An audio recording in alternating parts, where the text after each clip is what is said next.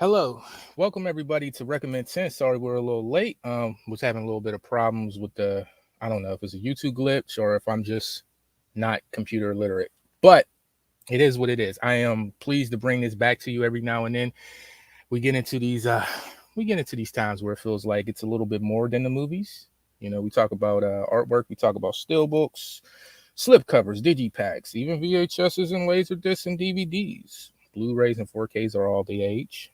But sometimes I think we need to get back to what the love of the movie, and I think that's runs common between all of us. And so I have some wonderful guests up here to bring me some great lists. As you heard on the qualifying rounds, they bring 10 each. So I'm gonna bring up my guest for tonight, Jacoda Blue. Hey, Jacoda, what's going on, man? Yo, what's going on, everyone? What's up, man? Welcome. I know you're in the time bind, so Jacoda's going to be here as best he can with us, people. So we're going to let him run it first, even though that wasn't supposed to go, but we'll let him run it first. And I'm gonna bring up my champion, 4K D-Ray. What's going on, man? What's going on? Here we go again. Second time around. In You ready, another man? man's space. Okay. You trying to New Jersey me, Jacoda? Okay. You thought you was from New York, man. Don't New Jersey me. And I got none other but the Taki himself, Mr. Tim Taki. Howdy. What's going on? What's up, Tim? You're a busy man these days, man. I'm seeing you everywhere. I'm so glad you had time. I'll work anything for you, Cal. Oh man, that's what's up, man. And I got my guy up here. Everybody thinks he's a nice guy, but I know the true deal. No, he's a great guy. Let me bring him up here. Ryan, what's going on, Ryan? Yeah, I had a smart little quirky thing to say there right before you dropped us out, man. Come on. Putting us down. Okay, I mean, I ain't want to hear that shit. No, I'm just playing. Guys, as you can see from the promo, we do have another guest. Hopefully he will make it. I'll guess I'll have to step in because last time Tim stepped up as my co-host on one of those nights to help for the people that would missed out, and he helped me recommend their movies even though he didn't pick them. So, but what we'll do, we'll just take it a step at a time. So Jacoda wants to go first, and Jacoda, I lined you up against Basement Blues, who isn't here also, but hopefully maybe he'll show up. Maybe we'll see. But you'll go against his picks. All right, sounds good. So, Jacoda, your first pick was The Departed. The Departed. So you want to tell our viewers about the Departed? All right, so basically this movie takes place in Boston. It's a cop crime movie. It's got Jack Nicholson, Matt Damon, and Cal's favorite actor Mark Wahlberg in it. And essentially, Matt Damon works for Jack Nicholson, who's a crime boss, and he goes to the police academy, gets hired to the academy so that Jack Nicholson has like an internal mole within there. He tries to continue to do his criminal operations, and there's always like this intertwining of stories, and Matt Damon versus Mark Wahlberg versus Jack Nicholson. It's a fun cop movie. You get to hear all the Boston accents, and Jack is like a semi-psychotic guy, so not so much like the Joker, but he's got remnants of it. I think everybody kind of knows The Departed. To me, it's a popular movie, good watch. Why you pick it if it's so popular? No, I'm just joking. I got to put one main movie. Trying to win. Just one. Plus, they got Is Mark there Wahlberg. like a lesser known star named Leonardo DiCaprio in that also? Yeah, right. There we go. That I know I was forgetting somebody. Oh, he's being sarcastic, man. I know that Mark Wahlberg is a big actor around these parts, so But yeah, Leonardo DiCaprio is actually the other main actor. He's the other guy, the lesser known guy. You're right, Ryan. Yeah, call him on his shit. Has anybody ever seen? Okay, it sounds like a good movie. Sound like a power struggle. Great actors, great cast. Mm-hmm. So the movie that will go against is Basement Blues. First pick is Never Grow Old. Now I haven't seen Never Grow Old. Anybody seen Never Grow Old? Anybody can or do I have to try to sell his movie? Because I didn't pick it. Are we talking the Peter Jackson restoration of the World War I footage? They Never Grow Old. Maybe. or is this a different one? I never seen it. What Nope, did never Tony seen it. say? I never heard of Never it. heard of it. If it's Yeah. the World War One one, I've heard it's absolutely fantastic. Okay, I think I found it. Never Grow Old is John Cusack, Okay, so it's not the one. Emil Hirsch. Okay. Okay, yeah. Okay, yeah. John Oh. Cusack and Amelia Hirsch, and it's more of a cowboy tale.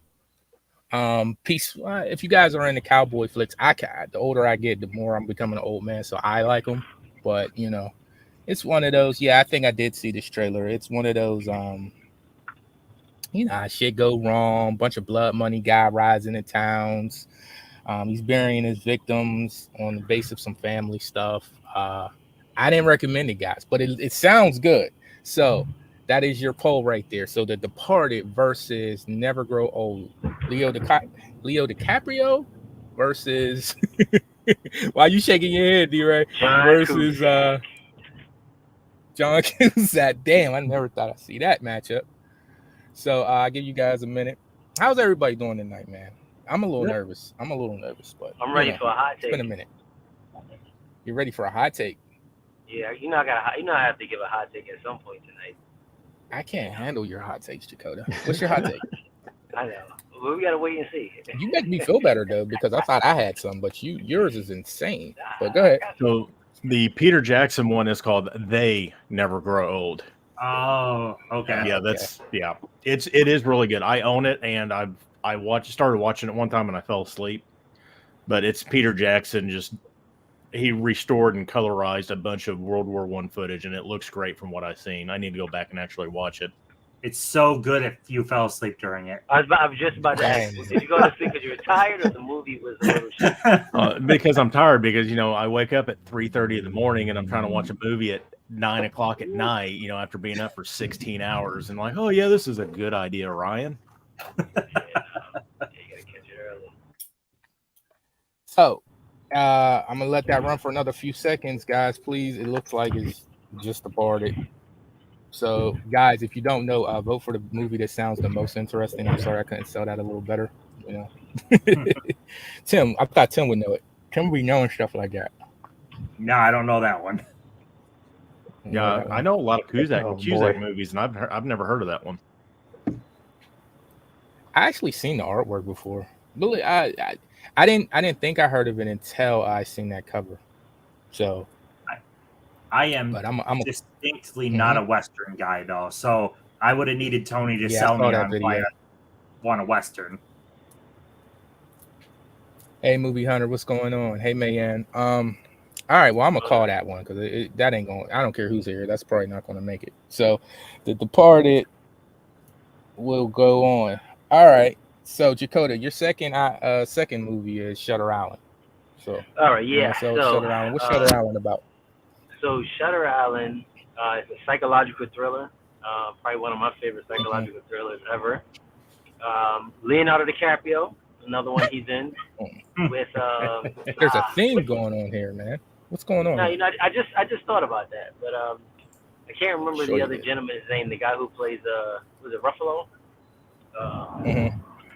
He and Leonardo DiCaprio start off the movie as a detective, and they go to this mental institution, and they're investigating the escape or missing of a specific patient, let's say patient 39. And so they're speaking with the staff, the individual who runs it, something like a warden, and then they get to meet some of the actual patients there, and they're trying to figure out, who is this individual that's missing, and try to find him. While they're doing this, Leonardo DiCaprio, he has a past.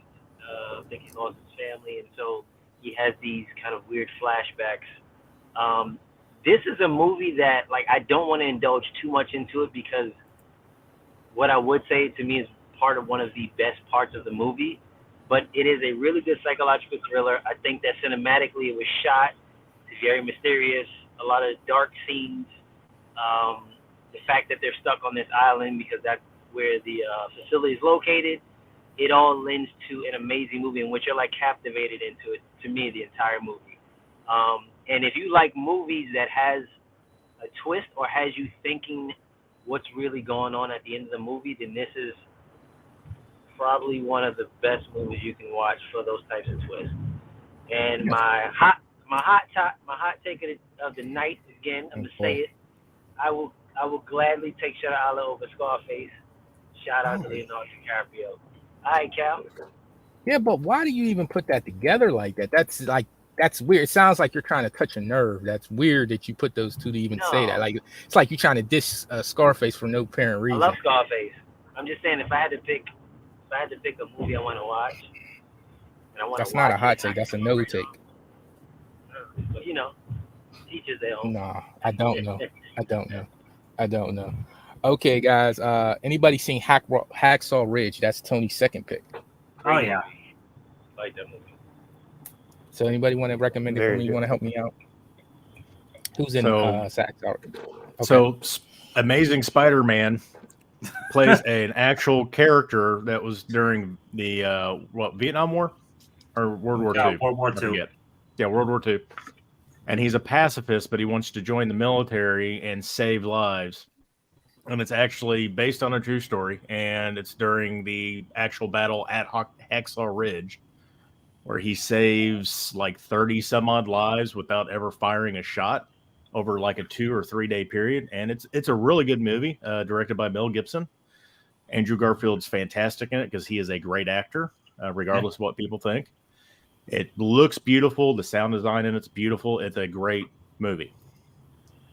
100%. Halfway sell it. Yep. 100%. This is Mel Gibson, right? Somebody said that? Yeah. He directs. Yeah. Okay. Yep. Okay. Cool. So, all right, people, you've heard it. So, Hacksaw Ridge versus Shutter Island. I think I know how that'll go, but hey, I don't know everything. So, tell me how it go. Where would you guys go with it? Hacksaw. I like Shutter Island, but Hacksaw. Damn, Tim. Okay. I need to give Hacksaw Ridge another shot because I didn't like Andrew Garfield at the time, and now I like him since I've watched other stuff of his, so I'll probably like it more. Dude, Andrew Garfield, the movie 99 Homes, really freaking good. That's what changed my mind on him. Yeah. 99. That movie looked like it'd make you sick to your stomach what they were doing in that trailer. Still need to watch Under the Silver Lake. I own it. I still haven't watched it yet. He's in that as well. Yeah. Cool.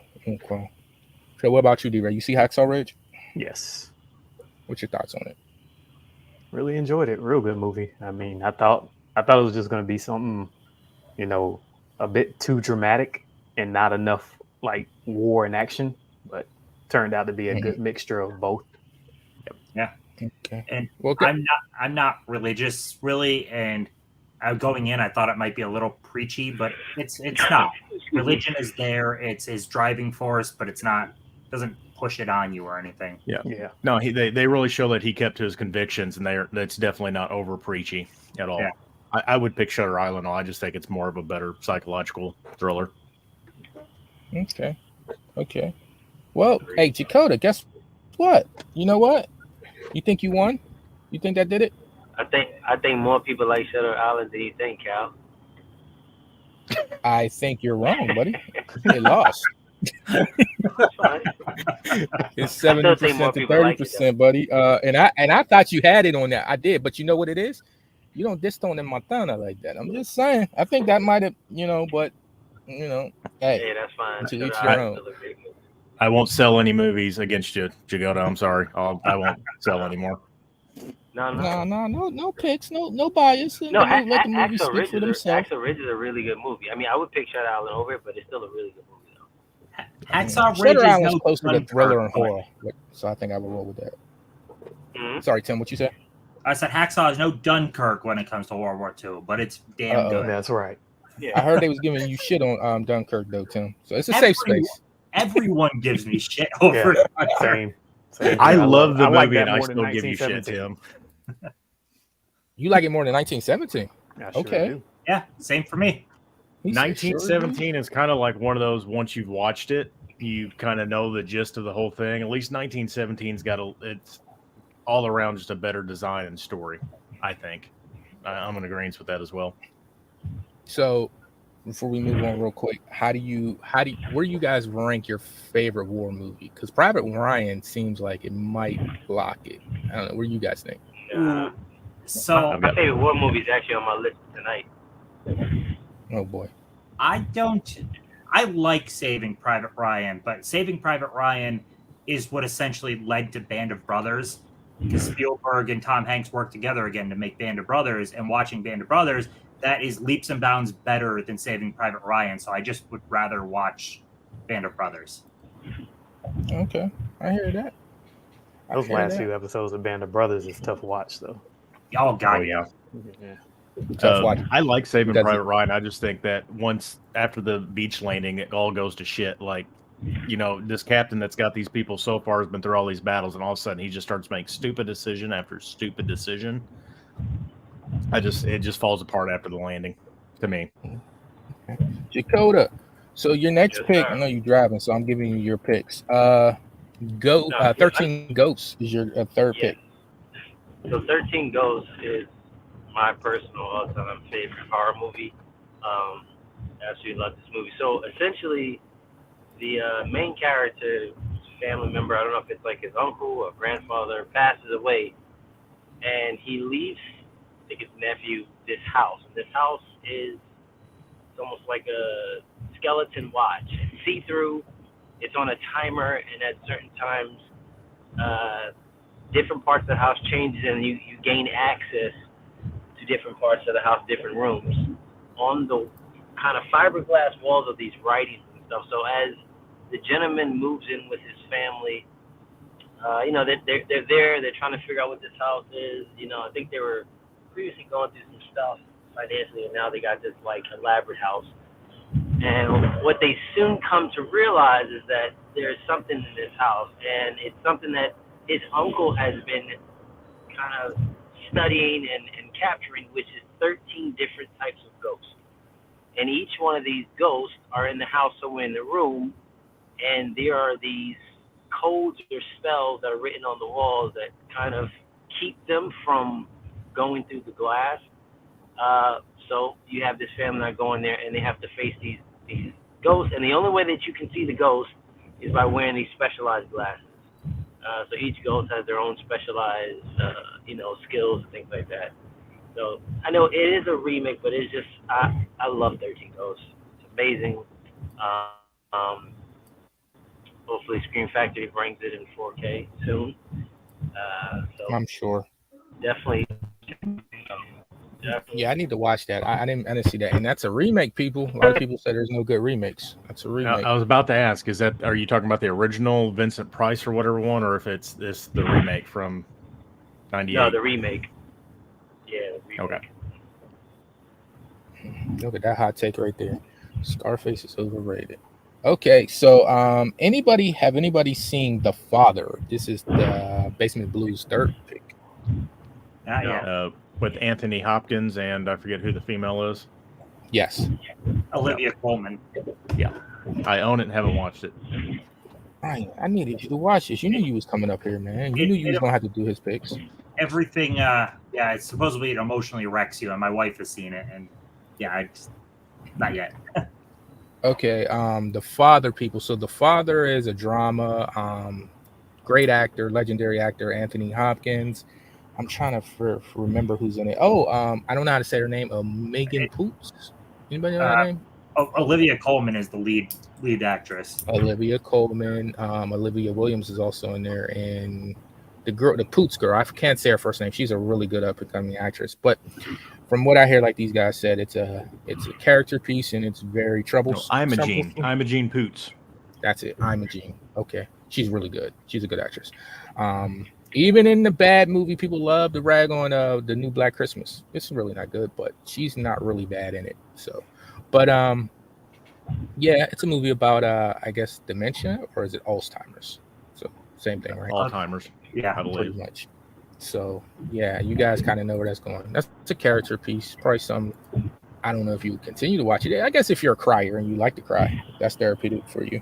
But Tony, I remember him specifically recommending this, saying that it hits a place for him, and a couple of his people have dementia. So that's something he said in the qualifying rounds. So, it hits an emotional peak with him. So I can understand that. But sounds tough. So But yo, that's the poll, guys. The Father versus 13 Ghosts. I know that's a big mismatch, but tell me what you guys think. And you don't have to vote the movie because you feel like a bad person if you don't choose the other one over the other one. Kind of like I felt one time in a battle when they chose Ten Commandments. What did Ten Commandments lose to, D-Ray? Psycho? I was just like, really? Versus Psycho. Yeah. I was just like, yeah, but we just got to do better, y'all. But but I people mean, love you this. Adam the one time lost to what is the oldest movie in your collection, and he literally pulled a movie from like 1903 or whatever, and like lost to a 1942 movie. It's like it's just about the oldest movie. The Wiz is pretty old, right? I mean, the Wizard of Oz. The Wizard of Oz is pretty old, right? 37. Yeah. 30, yeah. So, and a lot of people have that in their collection, so that's a good starting point. I couldn't see that when I thought about that challenge.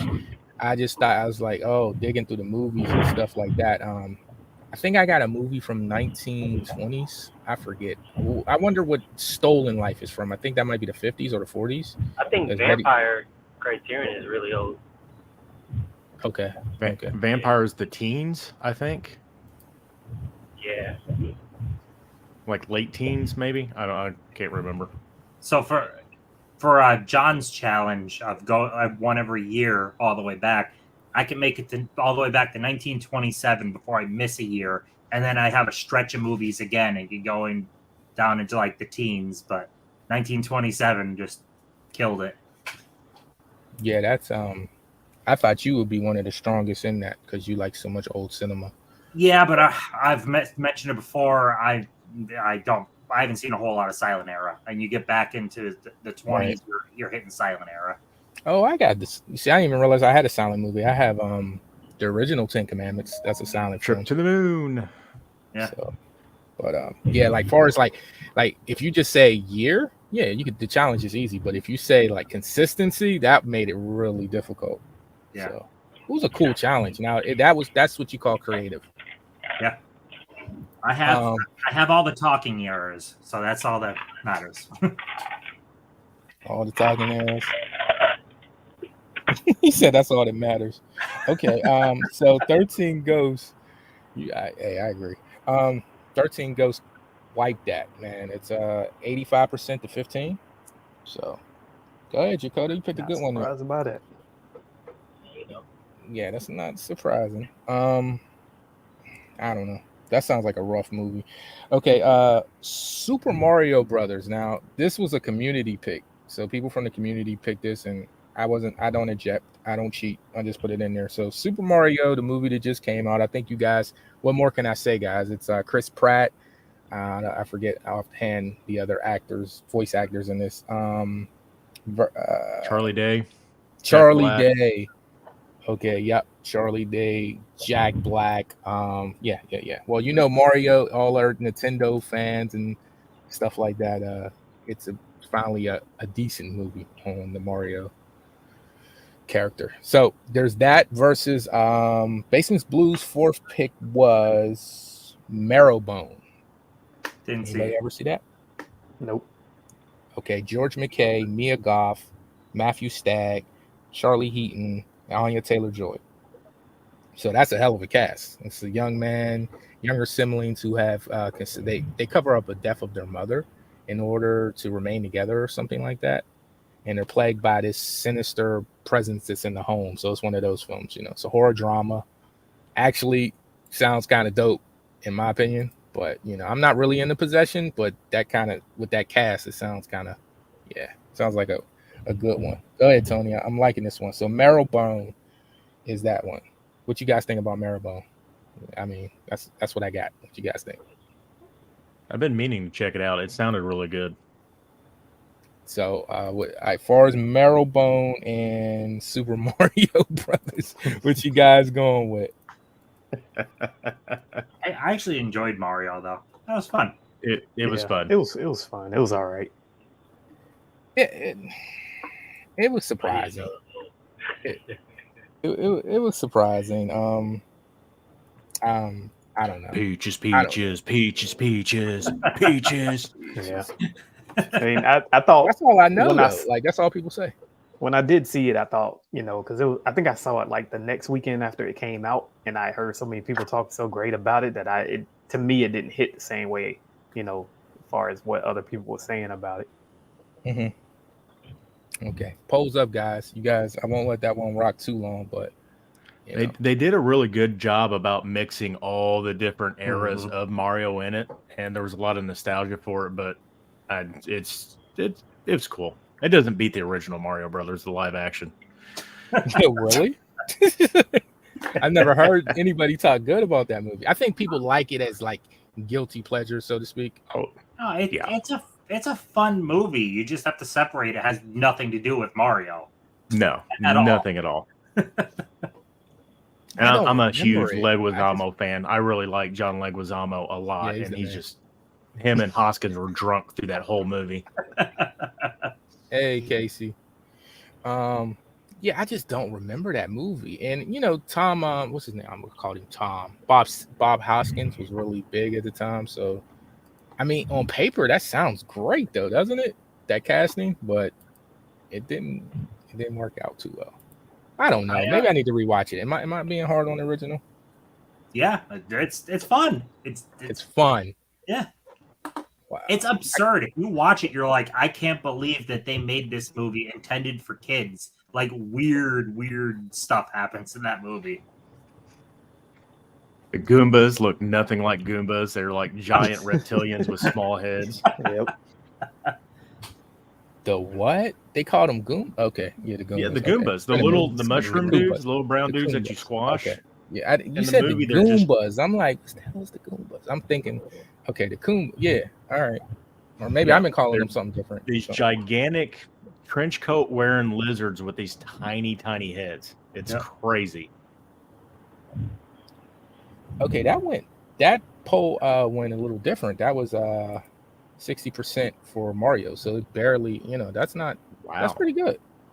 Because that cast, I think, really sound good, And my horror peeps in here, I see them.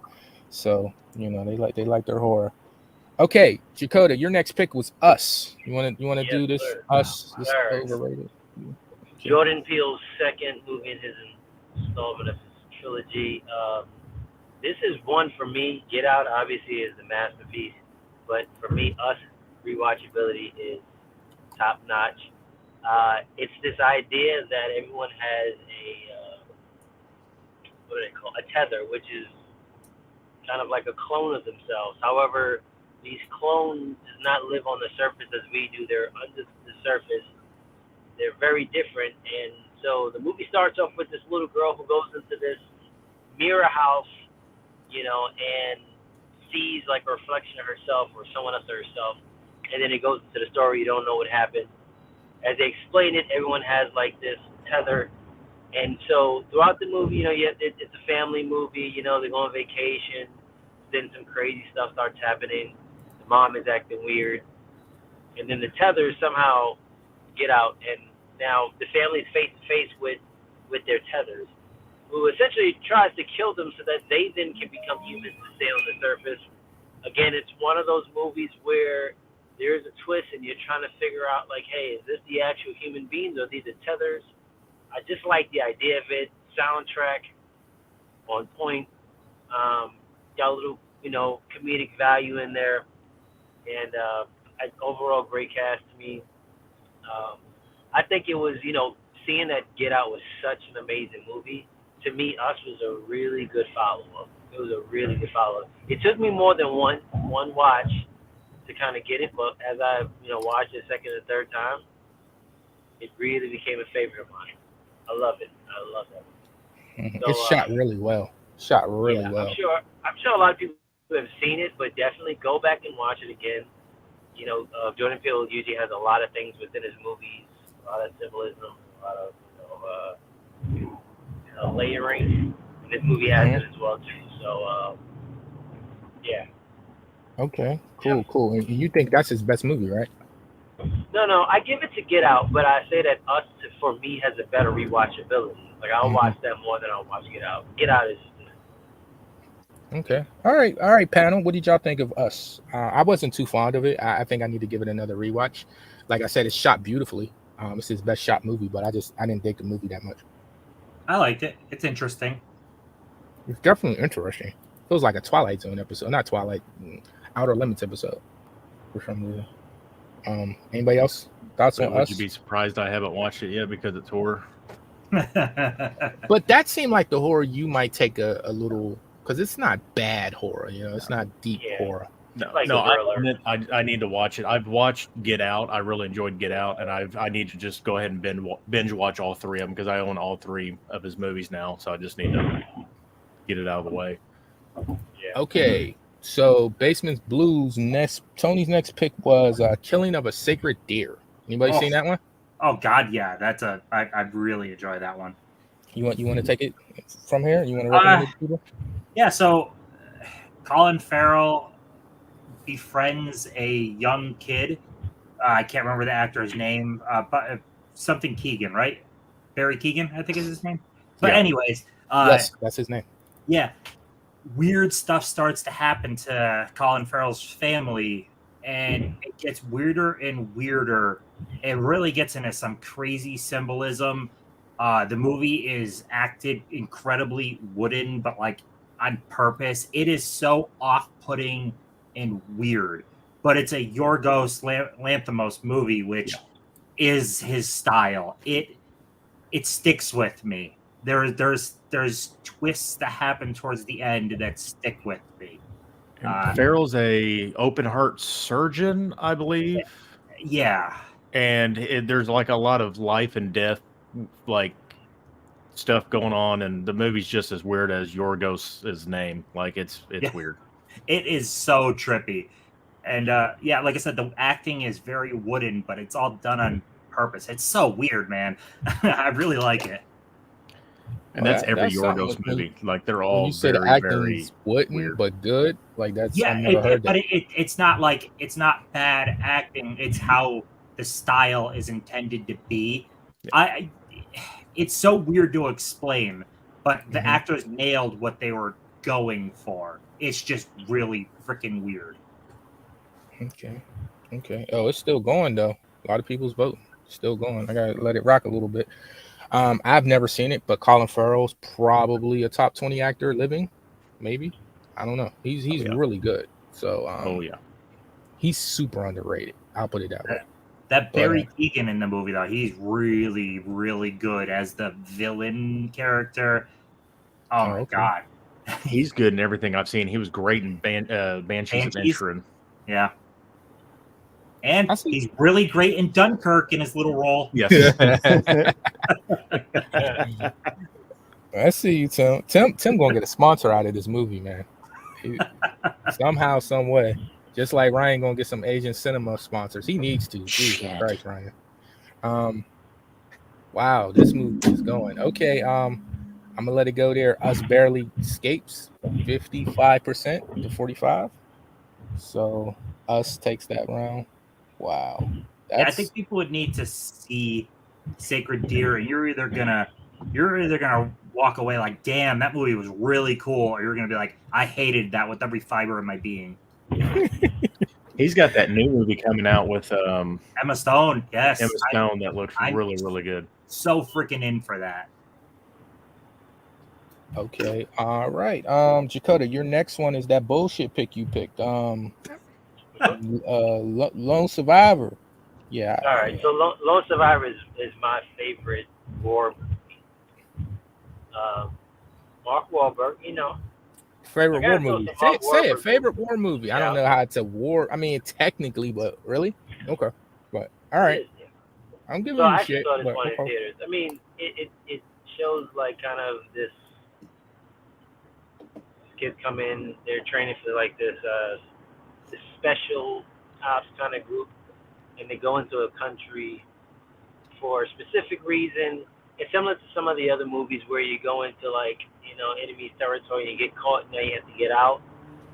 They find themselves, they get a team up to like 4 or 5, and they find themselves in that trying to get out, and they're just bombarded by the enemies. But like how it was shot, what they were actually going through, I think that it felt a little different than some of the other war movies. Like obviously there's a very standard storyline there, but how they portrayed it, how they shot it, was absolutely insane. The survival tactics, everything. Is there Like, anybody else in this movie but Marky Mark? Because that'll give me a reason to really watch it again. Yeah, there's I can't I don't remember know. Try to watch it again, Jesse. the gentleman's name. I know one of the guy.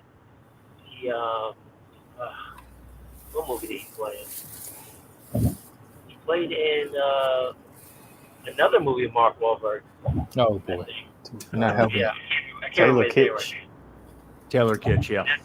Yeah. I was going to say The Rock's not in this. Unfortunately, not. No, ain't in game though. But it's a really good movie. That might have helped it because compared to, I don't know, guys, I'm not into Mark Wahlberg. Compared to the Mark Wahlberg, though, I say The Rock is Denzel. Though I don't think Mark Wahlberg can act, but you know, to each you haven't watched Deepwater Horizon yet, but that's a different story. And I probably never will watch it. I don't know. He's the worst actor ever. I don't know. Yeah, so it's a good movie. I know I'm on an island, guys. I know you're listening and like, what? He doesn't like. I don't like Seth Green either, Ryan. But okay. Very suspenseful. So definitely check that out. All right. Okay, so I'm gonna do Tony's pick. His sixth pick was Freaks. He said I should love this movie. Emil Hirsch, Bruce Dern. Ooh, Bruce Dern. Okay. Amanda Crew. Basically, from what Tony was telling me, it's like almost an X-Men story. A girl has powers or abilities, should I put it? You don't want to make it a superhero film, right? So she has abilities. These people come, you know how they want to do. They want to test and blah, blah, blah. Anybody seen Freaks? Because I haven't. I have the Blu-ray. I never got to it. I was going to say, seen it at the Dollar Tree for $1. That's about it. I didn't see it. I would have got it. What was I going to say?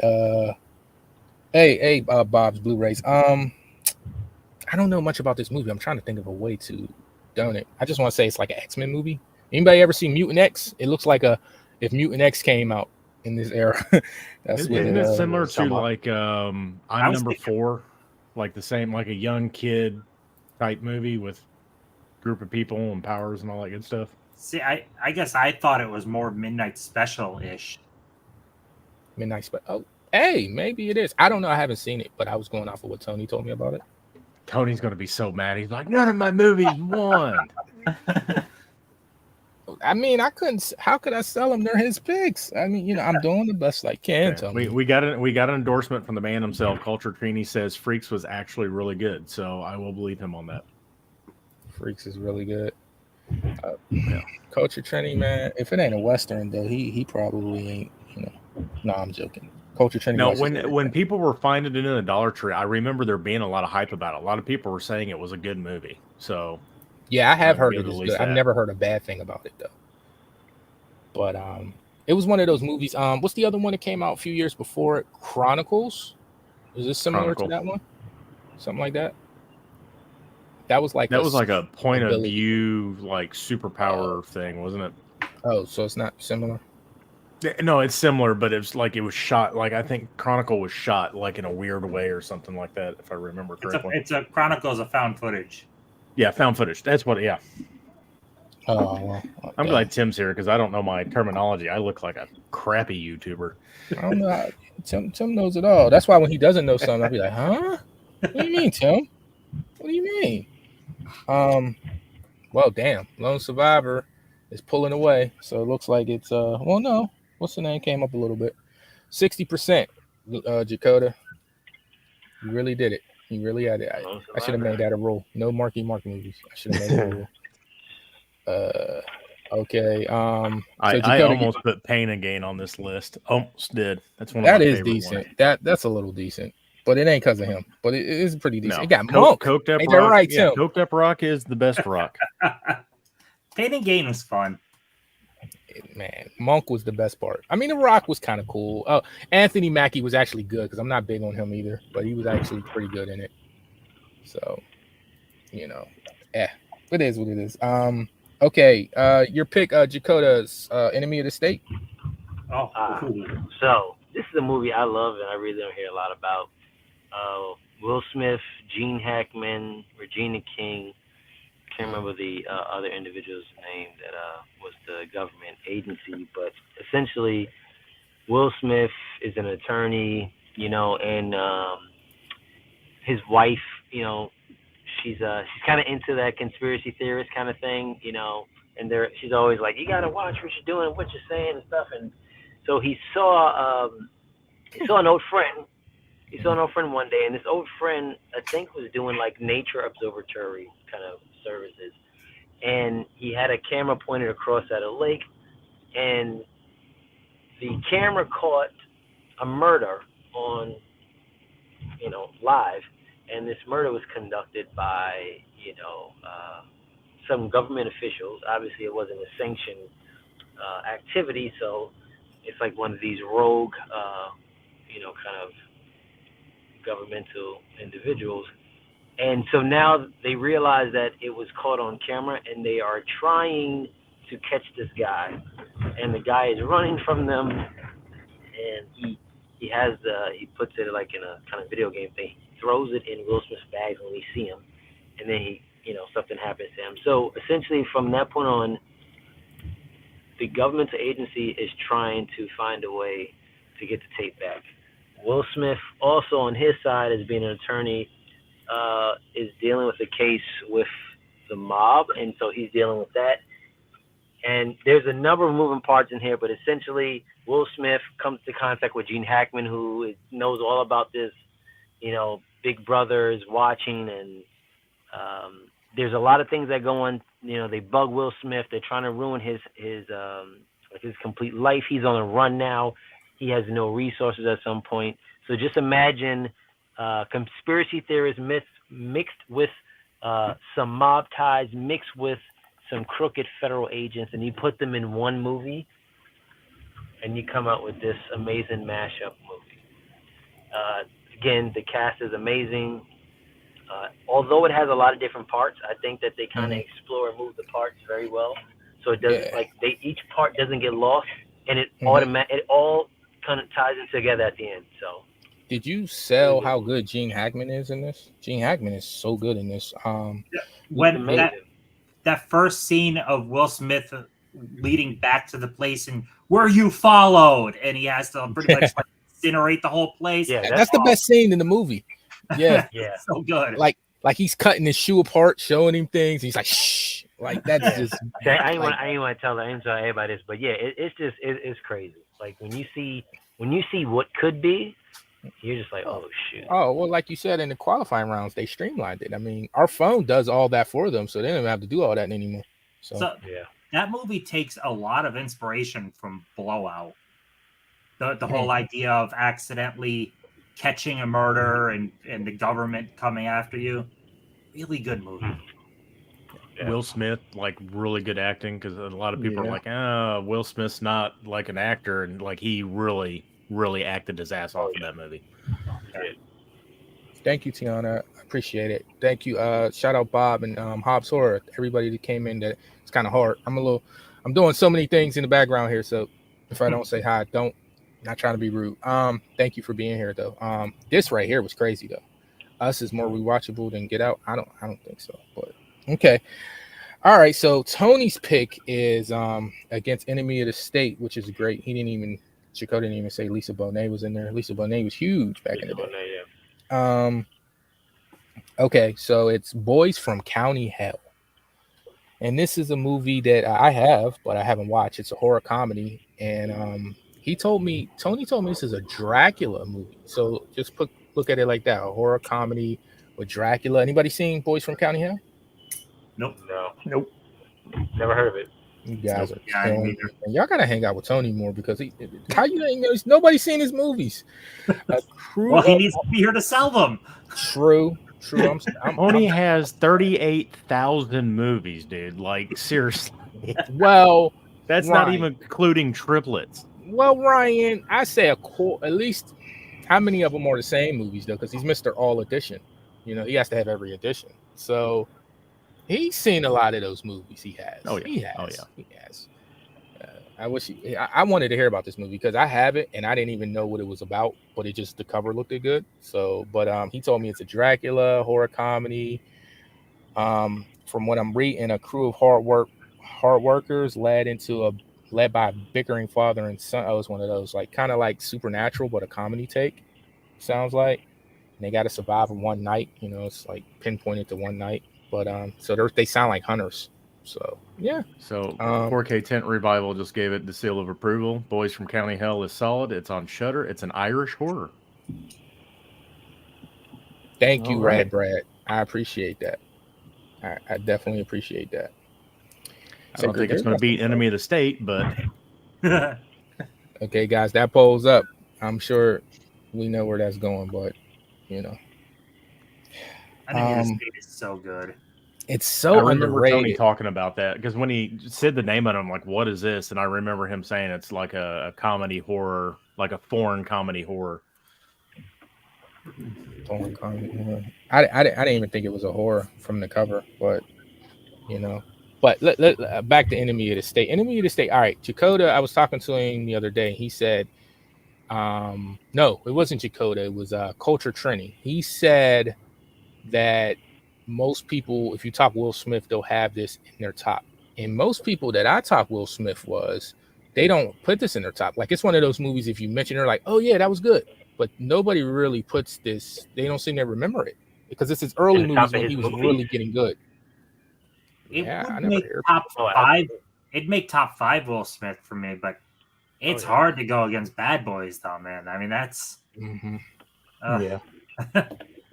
Bad Boys is really good. I mean, but like Will Smith, I think a lot of movies, Hitch gets a lot of love, even though it's a comedy. I don't care that much about Hitch. No, Hitch, 7 Pounds. I love 7 Pounds. I know a lot of people hate on that movie. Yeah.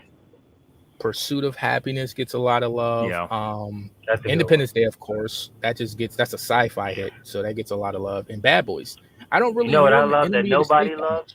Men in Black. Oh, Men in Black is freaking great. Yeah, first one, yes. I actually enjoyed the whole trilogy, to be honest. Yeah, I didn't like the second one, and when I went back and rewatched it, I actually enjoyed it. But the third one, I think people are hard on that one. Third one was pretty good to me.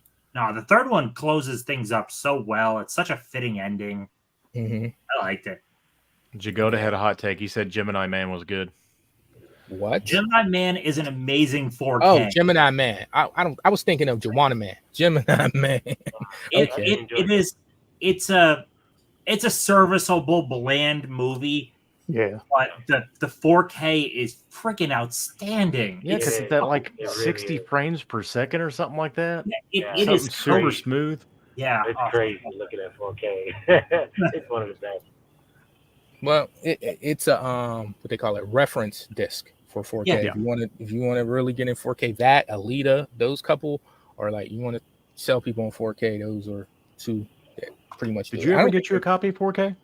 I know you were looking for Gemini Man there for a while. Me? Yeah. No. I got that when they came out. I've always had that. Yeah. Who was it then? Somebody was looking for it there for a while just to watch it. At least the movie isn't terrible, but it's not good. It's just kind of it's fine. I think it's fine. A lot of people kill the CGI, but when you're watching it 4K, it's like, nah, leave it at CGI. It did what it was supposed to do. I really enjoyed it. I think they didn't have to go that young, but I really enjoyed it. Story was just, it was just one of them stories. It felt like we've seen it before, Yeah, that's just it. It was nothing new. It was fine. But that 4K though, that sticks with me. That's one. If I was going to show my TV off, I'd put that ththing in. Not Dunkirk. Yeah, Dunkirk's an amazing 4K too, but that Gemini Man, holy shit. Yeah, I think that might be the tops. Okay, so the movie against let's see, I'm sorry. That was convincing. 83% voted for Enemy of the State. No surprise there. I guess no surprise. So your next pick is Dead Presidents, Jakoda. All right. So Cal, I may have to dip out after this one, but I'm gonna give you this one. Okay. Dead Presidents, a Kino Lorber or Criterion, we need this. Super fun and exciting heist movie. Essentially, you have these individuals. They go. Well, one individual, Renzen Tate, Chris Tucker's in it. Who's my man? Powell. I can't remember his first name. He's in there. But Lorenzen Tate goes off to war, fights in war, obviously experienced these things. He fights in a war with some other gentlemen, and when they come home, just like in anything, you now have to make a living for yourself while also probably still dealing with the effects and the things that occurred to you while at war. And so, he's trying to find his way, has a new family, so he's a new father, and, resorts to, life of crime in some sort, and it becomes a heist movie. But it's not like your typical heist movie because there's just so many things and nuances about it. There's so much that goes on in this movie. I'm like selling it really short, but it is. There's the family dynamic. There's the relationship with individuals going to war with, and ultimately they tried to do a heist job, and it doesn't go as planned. It doesn't go as planned, and everyone has a different. Yeah, armor truck. Everyone has like a different personality, and it gets a little crazy. And it definitely needs an upgrade and a special release. Soundtrack is also amazing in that movie, and I think it really depicts the time in which it was supposed to be shot at. The neighborhood, how people talked, how people moved, the different side jobs that people had. And, excellent score. Terrence Howard, a lot of background people. Yeah, it's really good. Do I got an echo, guys? Yeah. That sucks. Well, anybody seen Copland? Yes. Okay, look like the echo is gone. Anybody want to recommend Copland? Because that's Tony's next pick against the president. Sylvester Stallone? Yes. I've seen it, but I can't really recommend. I can't speak about it too much, but I have seen it. Anybody got a take on Copland? Copland is the most Scorsese gangster movie you'll watch that is not directed by Scorsese. So Sylvester Stallone's this kind of like impish cop that lives in this little town that's ran by gangster cops, and something happens and he kind of gets in the middle of it, and he finally gets fed up and tries to put a stop to it, and Ray Liotta's in it. Is it Al Pacino or Robert De Niro's in it? De Niro, I think. And basically it's a good little Harvey Keitel, little gangster type thriller set in the suburbs of New York. It's really, really, really good. Everybody should watch it. New York, New Jersey. A couple people in the community told me it's a snooze fest. I don't know. It's weird because what I do remember about it, I remember he gained some weight, Stallone, and they were like really killing him about this movie. So it wasn't received well at first. And I think over time it's become really a favorite. I don't know.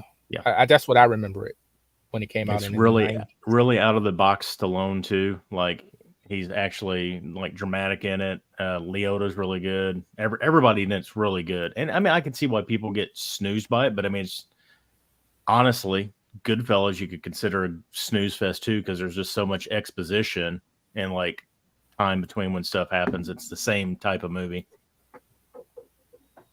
Okay. Even though Goodfellas is not a snooze fest. It's not a snooze fest. Casino's slightly better. Just saying. It's a better compact movie, but Goodfellas is a classic. It is better. Casino's better movie. Goodfellas is more rewatchable, if that makes sense. Just saying. It's easier watch than Casino. Casino's a more of a, you got to be in it. It's great, but Goodfellas is like, you can always put that on in the background. It's I forget who did Copland. Was it Michael Mann or was it? So let's see. Was it Michael Mann? It looks like it was James Mangold. Or James Mangold. Yeah. Yep. Up here telling more lies, Ryan. I knew it started with an M, man. Come on. It's not close enough, man. It's not. It could have been. It could have been anybody, man. It could have been media. M is anybody. You know what I'm saying? I got 3 of the letters correct in the last name. I don't know. It sounds like you're trying to make me feel bad. It's really good. I just picked up the steelbook of it like last month. Is that right?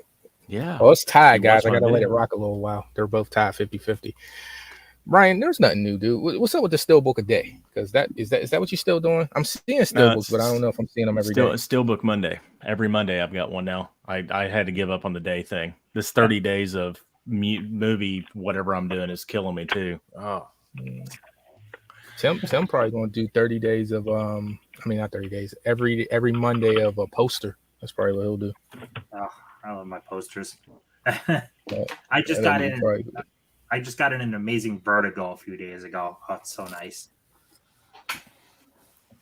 I'm waiting. Vertigo. Oh, okay. Is it Kung Fu Bob? I think is the guy's name. He did a Choi Min Sink from Old Boy, a collage poster.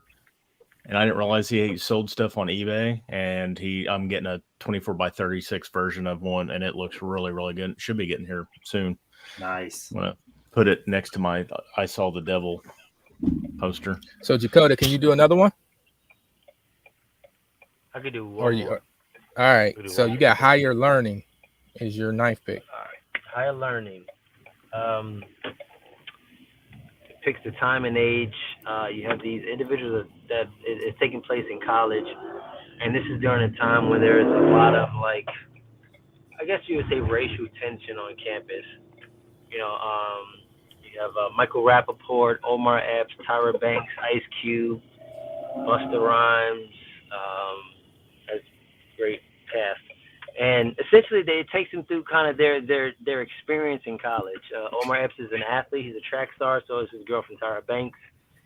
And then you have Michael Rappaport, who he's trying to find his way. He's trying to, he probably has a bunch of interests. He's trying to find like what he's interested in, and there's different types of groups that's on campus, and essentially these individuals' paths cross. There's some extremist views that are kind of introduced to them, and they turn in a certain way, and it just becomes like this racial tension. But it's a very thought-provoking movie. To some, it could be a hard watch, but for the most part, really good movie.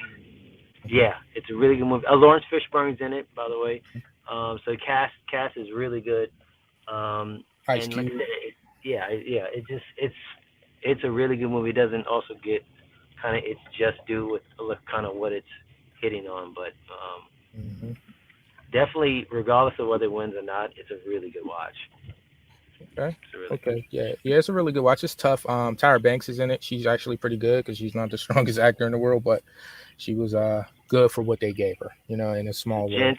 I got to bounce out. I'm sorry. Right. We appreciate you coming, man. Thank you. I appreciate you guys, and catch up. No question. We get it. All right. Later. So Tony's pick was he originally picked The Last Duel, and that was one of my rules. Was I'm trying to always get fresh movies up here for people to mention and just to get them seen, because that's the whole idea of this, just to get movies talked about and seen again. But so I never do the same movie twice, and that was a movie he picked anyway, and so I had to replace it with a community pick, and the community picked Promising Young Woman. Anybody ever see that one? Yeah. I really enjoyed this movie. A lot of people tell me that I'm bugging, but I thought this movie was really good. Carey Mulligan was really good in this role to me. It's very good. It was advertised terribly. Yeah. They advertised that like it's this straight up revenge flick, and that's not what it is. Mm-hmm. And I think that's what put people off, especially the turns it takes towards the end.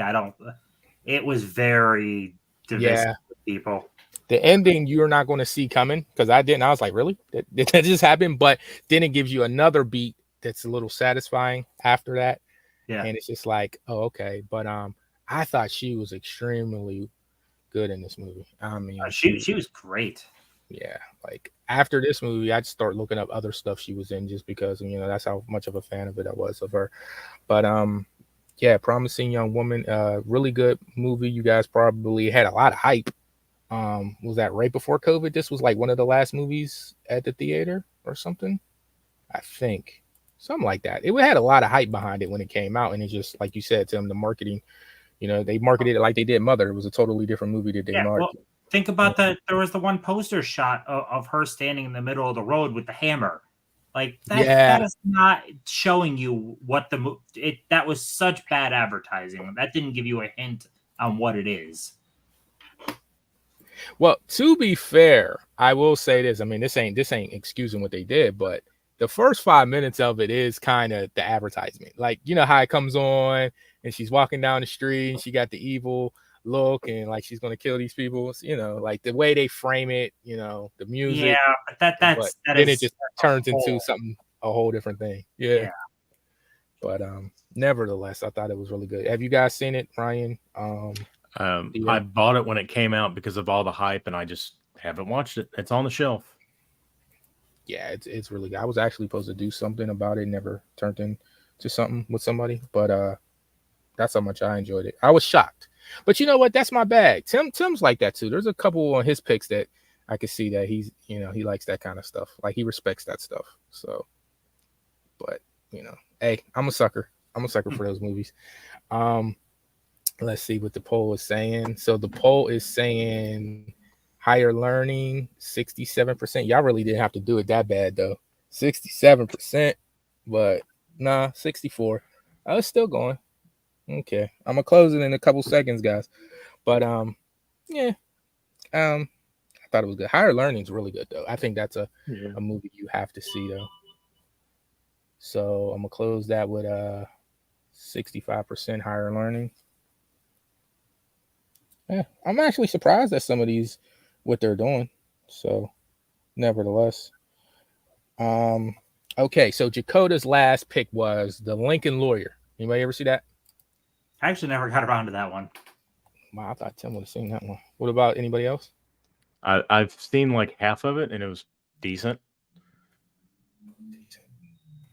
Well, you could just sound more enthusiastic about it. No, I honestly I don't quite remember. I know it's got Matthew McConaughey in it, and he's kind of a shisty lawyer that basically deals out of his Cadillac or his Lincoln because he's got a bunch of just crap going on like scams and this and that, and it's a well written story, but I really don't remember a whole lot about it. Okay, yeah, it's Matthew McConaughey, guys, Marissa Tomei, Ryan Felipe. Yeah, Ryan Felipe is it's a case he takes, and it's like, did he do it? And as the movie's unraveling, you're like, oh, he's just a bad guy that he's defending, and you know, he's a shisty lawyer, so he becomes more conscious during this case, and then so it's a battle like that. I can't honestly, I don't remember how it ended, guys, but I do remember liking it. So I think it was a good movie. I really do. Jakota definitely would have sold that better than me. But that went up against Bateman Smith's last pick was 13 Sins. Anybody ever see that one? Yeah. Okay. So 13 Sins was it's a Mark Webber. It's Ron Perlman as at the head. He's the lead of it, and Mark Webber. And from what I remember him telling me, it's a movie about a guy that he's down and out. He needs some money for some odd reason. Don't want to give too much away about it. And things come away. He finds some way to make some money, and it's a lot of jobs, 13 jobs he has to take, and they're really bad jobs. So, you know, it's like one of those, you know, morals, like, you know, but is he going to do it? And, you know, but he has to do it. So it's one of them, you know, looks interesting. Looks a little interesting. What do you guys think? Which one would you go with? Just hearing me try to put that together for you. I mean, Lincoln Lawyer, because I intended to see it at some point. How about you, Ryan? I would probably try the other one first because I've seen what I remember of Lincoln Lawyer, and like Matthew McConaughey's hit and miss with me. Like there's very few things I actually like him in. Dallas Buyers Club, he's amazing. Okay, well, that polls up and that's going. So this is our Jakota's 10 and Basement Blues Tony's 10. So that's the last of those. So is he though? I don't think he'll care. He'll get over it. The way he got his ass kicked in Jeopardy, I don't think nothing can bother Tony. Well, who was that did that to him? Tim, was that you that did that to Tony? In what? In Jeopardy. Yeah, I won the Jeopardy. Yeah. Yeah, you did him really bad over there. So I don't think he'll be mad about this. After, if you could take a loss like that, I don't think he'll be mad about this. Everybody, thank you for being here, Jennifer, the twins, Mika, Kira, hey Aunt Andrea, and everybody else. Reed, Spicy 4K, Culture Trini, Holland Oates is here. Holland Oates is everywhere. You guys ever notice that? How does he? How does he do it? He's a Nightcrawler. He just flashes in, flashes out. How about you, D-Ray? You're the champ, man. Anything to say on this? Anything? Which one sound like a better movie? On this one, well, I seen Lincoln Lawyer, so I definitely I'd vote for that, but I haven't seen the other one, so you seen tough Lincoln to say Lawyer, which is better. And you let me sell it when you could have sold it for me. Is that how you do me, man? Is that how a champion acts? You are the host with the most. I'm the host. This hosting stuff is not easy as people make it sound, man. But you know, I mean, when you're just kicking it, it is. But when you're trying to like keep score with you guys, like I'm like doing stuff in the background, so it's a little different. So let's see what that I did. Whoa, shit! I think this is the biggest lead we've seen so far. 77% Lincoln Lawyer. So Tony got one. He got Hacksaw Ridge, and that was probably just because Dakota said that what he said about Scarface. So you know, there's that. So Tony, bruh, I hope people. The ideal, it's not the shame, but the ideal is that these are good movies, and you're a good person in the community, and we trust your judgment. So these are movies that we should check out. I would hope you guys check all these out. And so let's get to it. All right, so let's just do it. Y'all ready? Where we were supposed to start off like this. So let's do D-Ray and Tim. So y'all ready? You got your list, Tim? Yep. Take a load off me. You got your list, D-Ray? I got it. Oh my God. Thank you so much. Like, this was so hard. All right, go ahead, guys. Do the damn thing. So your first pick is what, D-Ray? You have what? What's your first pick? I have my first pick was American History X. Nice. Stars Ed Norton. He goes to prison for killing 2 black men. He gets out. His brother is starting to follow in his footsteps. He wants to try to convince him not to follow in the same things that he did. A lot goes on in this movie. It's a lot to grasp and take hold of. It can be a tough watch at times. During the movie, while he's trying to do all that, he's also watching his mother's health deteriorate throughout the film. So there's a lot going on. It's a really good movie. If you can handle those kind of tough watches, definitely watch it at least one good time. I think you will enjoy it. But again, like I said, it can be a bit of a tough watch. Yeah.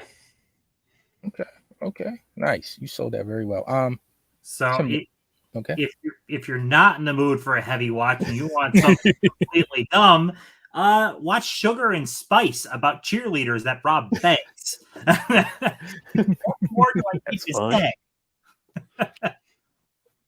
That needs a Blu-ray so bad. Oh I don't God, know. yes. Shout Factory did Jawbreakers. I don't know why they haven't done Sugar and Spice yet. Right. I really don't. I'd buy Sugar and Spice immediately. Yeah. So Tim, somebody please sell Sugar and Spice, because I haven't seen it. I told you every time I come past it that this is really bad condition.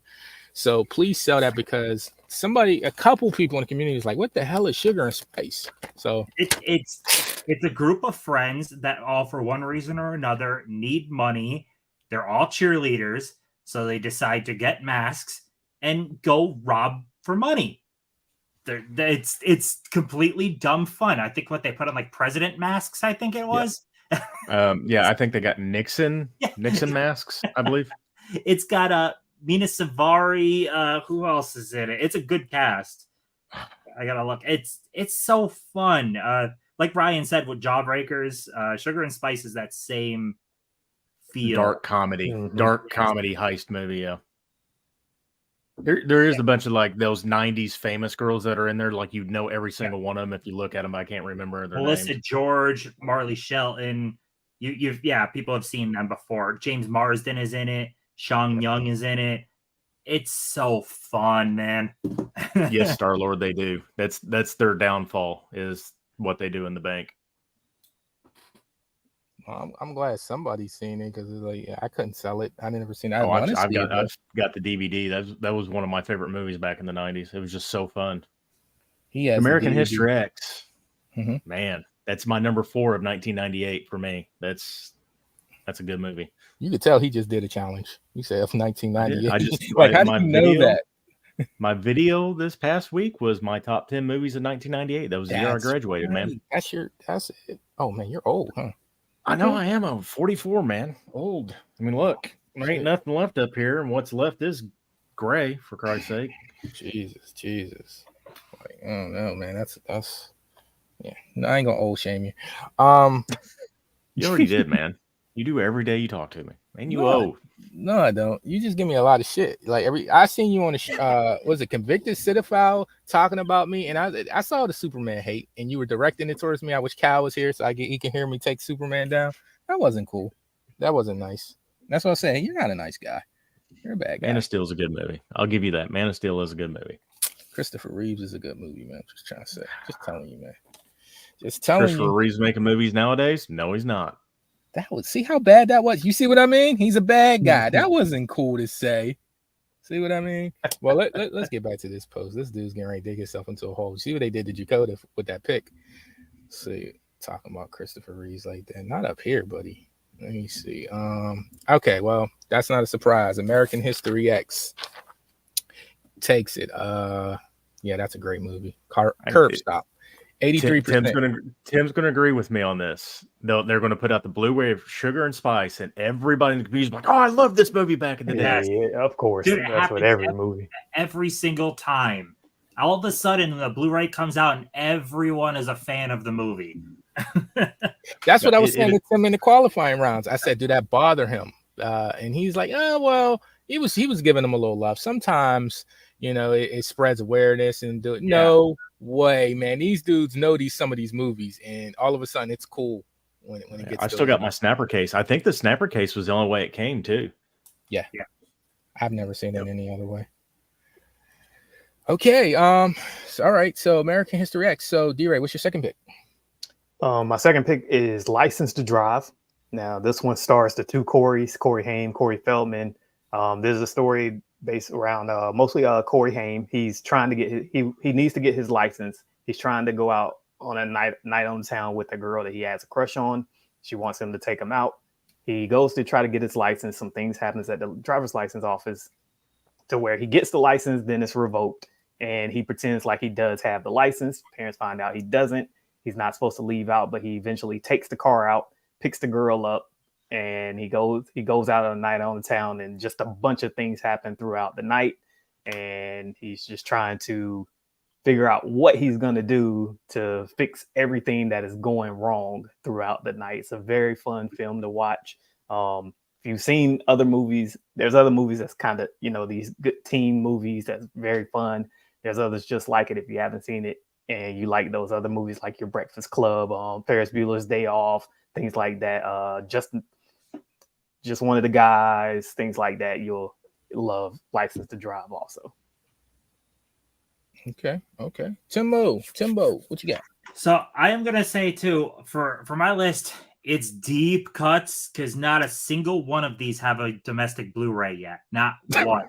That all of them are DVD picks. The kids has been lost already. They're lost. The next one is Mr. Holland's Opus, starring Richard Dreyfuss, who plays a composer that wants to make a piece of music that really puts him down in history, but ends up taking a job as a teacher and ends up finding that that's his calling, and he really loves teaching music to kids. It's a wonderful movie, and it desperately can use a Blu-ray.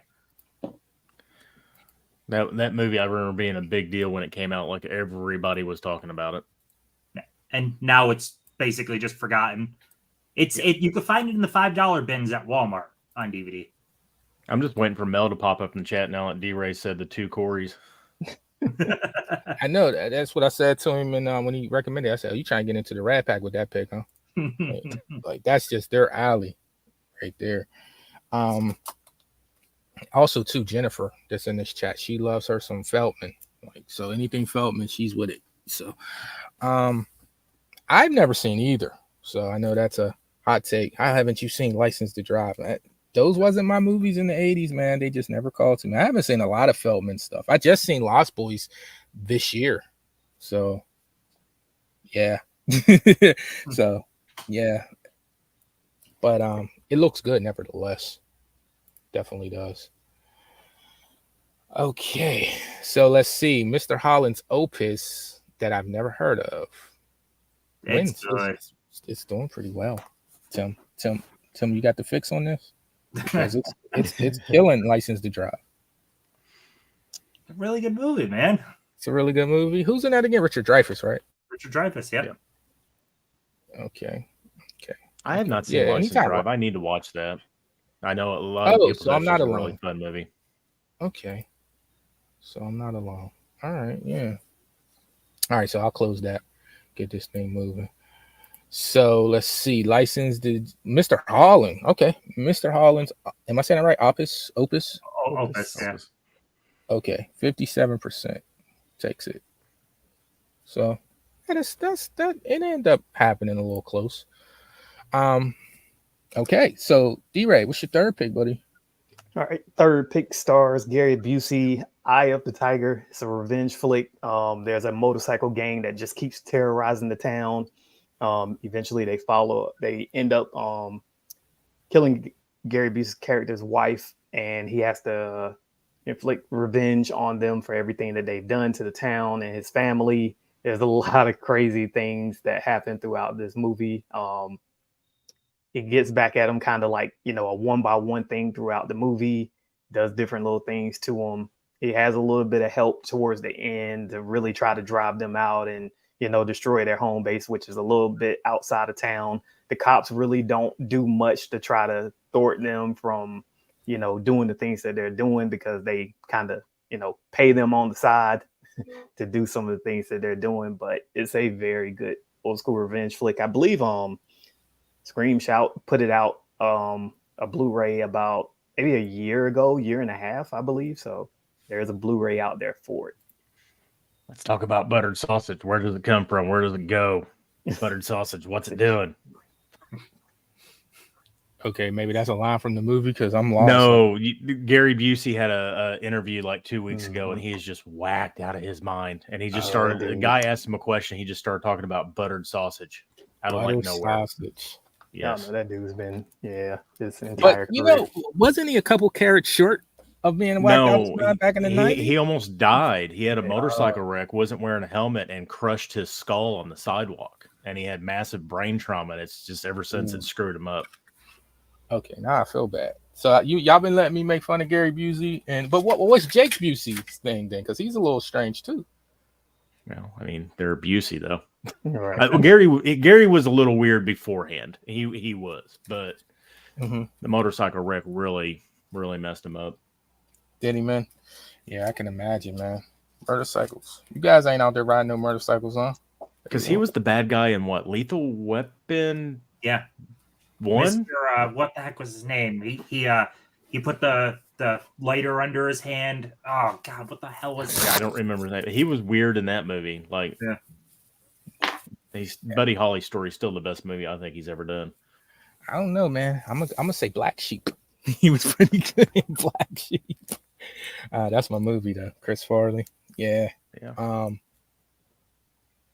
Okay, so let's see. Damn. Go ahead, Tim. It's up to you, buddy. So for all y'all that really liked and voted for Enemy of the State, you will love my choice of Murder at 1600, which is another government conspiracy thriller movie. There's a murder at the White House. 1600 is the address. So it's a Wesley Snipes action thriller. It's really freaking good. Snipes is on the run, trying to also figure out what happened, who killed this woman in the bathroom. Really freaking good movie. Oh, man. Diane Lane in the co-lead spot. Why is that not on Blu-ray? I don't think there's a foreign release Bluray of it either. There's nothing. Yeah. Nothing. I don't. Snipes. Do you notice Snipes on Blu-ray has not gotten the love he should? No, not at all. You think he might owe somebody some money? That might be what it is. The government. His 90s output, though, is so freaking good. And you either have, they've released the movie a long time ago and have never done a new one. Like Passenger 57 is great. It got a release a long time ago, and that's it. And it could really use a new scan. Freaking, oh my God. So many great movies of his, and like none of them get love. And Blade gets a little bit of love. So the Marvel movie. Well, that was a big fan of Marvel. Was Marvel? It's still a Marvel movie, though. True. No, well, you know what? A lot of people. Come on, Tim. Don't do that. I know you're not the biggest superhero guy, but now a lot of people didn't realize Blade for a long time was a superhero. So I think it's a vampire film. I think that's what helped it first. No, it's still a Marvel movie. It's still a Marvel movie. It's not the Fantastic Four. He's not in tights. Like, a lot of people still don't know. Marvel movie. Oh, so that just discredits it. Okay. It was my number one in 1998, but I'm a big fan of Art of War. I've always liked that movie. That's a good one. I need to rewatch it. Nobody ever talks about it either.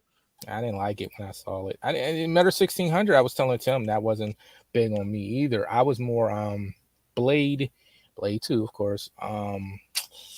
New Jack City, Sugar Hill, Passenger 57. My favorite Wesley Snipes movie is Demolition Man. I think he steals that movie. I think that's really great. Drop Zone, good. I've never seen his catalog is great. Yeah. White Man Can't Jump. Yep, that's a good one for sure. That's really good. Money Train ain't bad either. That grew on me. I remember when it came out, I wasn't too fond of it. Now I really like it. So, Tim, what you think Murder at 1600 is going to do? What do you think? You think it got eye of the tiger? You think Gary Busey? I think he's going to win this one. I think he's winning this one. Yeah, I think so too, man. I might as well just show some mercy and end that one. 92% Murder at 1600. So that's the, I don't know. I never seen the movie, so I can't say it's deserving. But okay, D-Ray, number 4. What you got? All right, my next one follows a true life story from 1967 in the city of Detroit. This one stars John Boyega, Will Poulter. How you say his name? Poulter. Yeah. Mr. Eyebrows. Yes, I really enjoyed. I liked his character, especially in We're the Millers. But when I saw him in this one, I hated him. This is another one of those tough watches. This might have been the last actual tough watch movie that I actually seen. I usually don't like watching them, but this one was very good. I wanted to see it, so I took the chance to watch it. I really enjoyed it. This one followed. The story was based, like I said, in Detroit. It's a real life story. Some people reported that shots was being fired. The police and other little agencies, they swarmed on the Algiers motel, and they went into this room with all these teenagers, mostly black, and ended up, kind of terrorizing them, trying to make them do things, say things, just to, just keep terrorizing them, arrest them, and things like that. And there's just a lot going on in this story. It's very, very heavy. Really tough watch. Really, really tough watch. Part of me wants to watch it again. Part of me doesn't. So I've only seen it one time. But I would recommend anybody that watches it that does not mind, watching the things that deal with race relations and stuff like that, especially when it's a real life story, to definitely go back and watch it if you don't mind those things. Yeah. Okay. All right, Tim, you have the floor, sir. All right. Well, mine doesn't have any thematic heavy elements to it. It's a murderer played by Ray Liotta on an airplane, and he takes over the airplane. It's Turbulence, which is coming to Blu-ray, but it's not yet. Kino announced it. But it has Lauren Holly and Ray Liotta, and it's just they're trying to transport him to his new prison, and he takes over the plane. It's a good thriller. It's a really good thriller. Okay. It sounds like Passenger 57, but well, yeah. That was It's the more- movies back then. It's more Con Air with a smaller cast. Yes. This is more. They took over the entire plane. Like the plane is only the people transporting him, and then the staff. There's no other passengers. So it's more tight and contained. Like the leads are Ray Liotta and Lauren Holly. Okay, so we got Air Force One, Passenger 57, Con Air, Snakes on a Plane. What do you guys think is your favorite? Since we did the war movies, what do you think your favorite plane movie is? Soul Plane? I mean, Air Force One it's Air Force One. I mean, that movie is crazy good. Airplane movie. I say Soul Plane. I'm a fan of Con Air. I really like Con Air just because the it's cast probably was Con really, Air. really good. Put the bunny down. Yeah, right. So Detroit's a there's really lot good of- movie. I was going to say Detroit's a really good movie. I don't think it had really good press on it though. I don't think it was really. Well, it came Good out out like it shortly should've been. after Force Awakens, and John Boyega Yeah. wasn't sitting right with people at the time. Oh yeah, that's Oh, right. That yeah. is right. Because he told the truth, right? Yeah, Okay. the people did not give the new Star Wars cast like they ripped them apart for no reason. Like the And the movie cast sucked. was not the problem. Yeah, at exactly. all. The movie sucked, but like Daisy Ridley was basically shunned. John Boyega was. What's her name that played Rose? Like, come on, they're just actors doing their role. What the hell?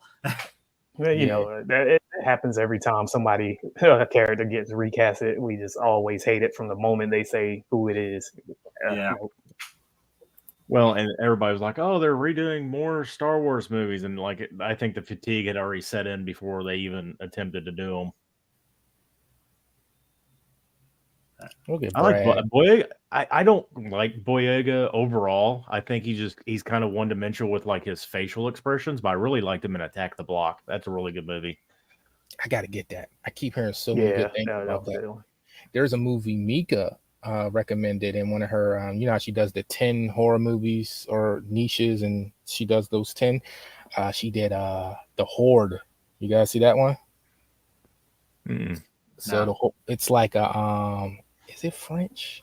I don't know. It's subtitles, and it's basically in a nutshell. It's these gang/drug lords kill a cop. So right after the funeral, the cops go to their building to kill them.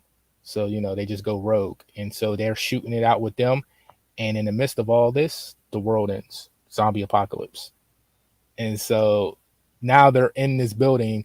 I just got done killing each other. They've killed a few of each other, and now they got to fight to survive against everything that's outside that's coming in that building. And it's bad shit, but it's like really cool. Like, you're not going to say it's the best movie in the world, but it's like, it's very unique, and it's a fun watch.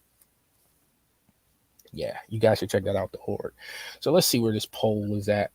Ooh, Turbulence, man. I mean, Detroit is a hard watch, D-Ray. Kind of figured. But I do remember Turbulence pretty much. I think Detroit is the better movie, but Ray Liotta's gone. We don't see airplane movies. Well, airplane movies are coming back. We got that Idris Elba show. So, but yeah, I can see why that would do it. All right. What's your fifth pick, D-Ray? All right. This pick, what was this? I want to say 91, Robert De Niro, Cape Fear. This one follows him as he's storyline is that he's wrongfully convicted of rape. The attorney knows that he didn't do it, and he doesn't want to, put the evidence out there that he didn't do it. So he ends up going to prison. Once he gets out, he wants to exact his revenge on him for doing it. So he decides to start terrorizing the attorney and his family.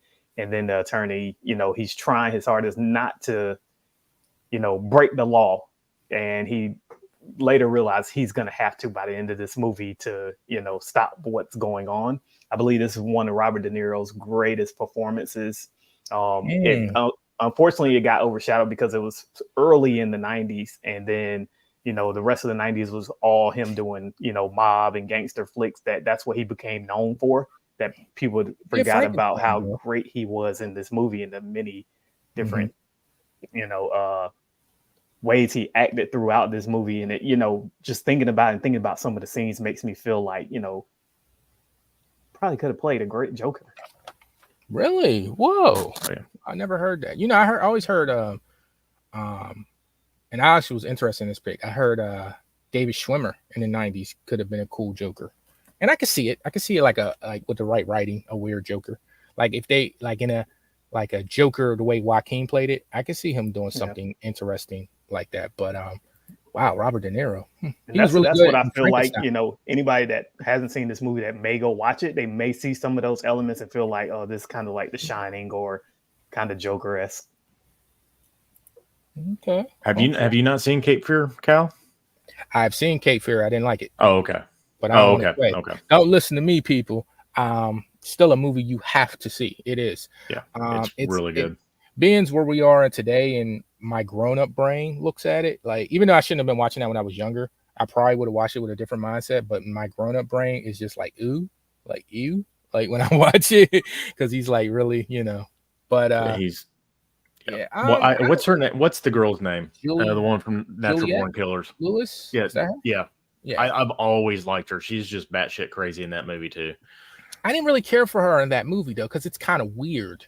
I feel like she's intact. Like I know kids do that in the rebellious thing, but I feel like it's like really like at some point something's wrong with her, to be doing what she's doing with this guy. And it's just weird. But you know what it is? It's not so much the movie. The movie would have been pretty good for me. I think what takes me out of this movie is the soundtrack. I don't like it. And the soundtrack, it's a great soundtrack, but it's a 1960s, 50s movie soundtrack. Like maybe the original. I never seen the original because I know Cape Fear is a remake. But I feel that it doesn't fit. It doesn't feel right. It makes the movie feel like cartoonish at times, like when they're locking down the shades and everything. You remember that scene, and they're playing this big ultra orchestra music, and it's just like, and it's not like psycho music with the violins where that could fit. It's like damn near on the lines of comic. I don't know. It just doesn't fit with me, and it takes me out the movie every time. I didn't understand the choice. Hey Cal, what's Tim's DVD pick? Oh, I'm sorry. Yeah, dude, my I'm looking at my picks against D-Rays, and yeah. So my pick is the movie The Assistant that 5 people have seen, and maybe one of you all will be number 6. It is a movie starring Julia Garner, who is freaking phenomenal in the show Ozark. But she recently starts a job at a movie production company, and her boss is a sexist asshole pig. And this came out in the height of the Me Too movement, so it's showing her perspective on everything. The guy is cheating, and she's supposed to cover it all up. He's just a sleazeball, but everything's shown in her perspective, and you never actually see the boss. It's done really well. Like, it's a very well-made movie, but it's very much so, if you despise everything about the Me Too movement, you'll hate the movie. If you agree that some men are absolutely despicable to women, you might like The Assistant. I thought it was great. I really thought it was great, and almost nobody has seen it. It has no Blu-ray. Well, it has a Blu-ray. I imported it. I liked it enough to import it. But Julia Garner's great in it. But it was just a small little straight-to-video movie. Sounds interesting. It sounds like Bombshell a little bit. Like how it came and went, but it was supposed to be one of those must-sees at the time. So it's not as, it doesn't have the Bombshell has like the snazzy pacing. Like they still tried to make it blockbuster-esque while also aiming towards the Oscars. That's not what The Assistant is. But yeah, I like those types of movies. So I don't think Brad likes it. I mean, to be fair, Brad and I have drastically different movie taste. I mean, we are at polar opposite ends of movie taste. So, all good. You and Brad wouldn't go to the movies together probably, huh? Dude, we are so... I'm on fucking Mars and he's on Earth when it comes to movie taste. So, it's all good. Brad be coming in strong though with his takes though, but I get him. I'll be rolling with him sometimes. Ryan still just threw me off, cut me off about my Cape Fear hate. It's still fucking with me, Ryan. You were So, underselling all right, so D-Ray's pick, man. no, it wasn't that. I was just telling you how I felt. Like, but Tim undersold it. He said, "Yeah," but you know, I'm just. I mean, I'm gonna be fair here. People know of Cape Fear. I'm being realistic here. I mean, I don't know what else I can sell The Assistant besides if you liked Ozark. Julia Garner is freaking great. It's an acting movie, but it's not a thrillery type. It depends on your type of mood. Mm-hmm. Okay, Cape Fear has 80%. So, but look, somebody was more interested in it. And guys, like, I'm not telling you guys how to vote, but if I had seen Cape Fear and never seen The Assistant, I would have chose The Assistant just because I've seen Cape Fear and I want to, you know, they all sound interesting to me. So if I, you know, that's what I would choose. But to each their own. So okay, next pick, D-Ray, go ahead. Oh boy, let's see this pick. All right. So this next one, can't believe this is 20 years old now though. But we're on with Lord of the Rings: Return of the King. This one is the finale of Sam and Frodo trying to make it to Mount Doom to destroy the One Ring, and during their efforts, Sauron, the evil villain, the main guy, is finally trying to exact his revenge. He's trying to overtake everything, the entire Middle Earth, and he's bringing his army. Aragorn, played by Viggo Mortensen, has to help come save the day. He has to gather his own army to help come defeat Sauron and his army during the Battle of Minas Tirith.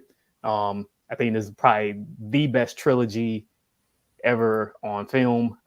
Absolutely love all three. I'm quite sure most of you guys have seen them.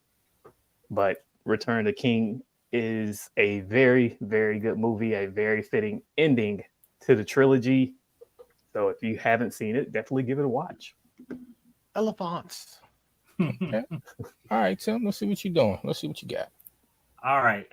So Val Kilmer, Christian Slater, serial killers. Ooh. We're going with Mind Hunters.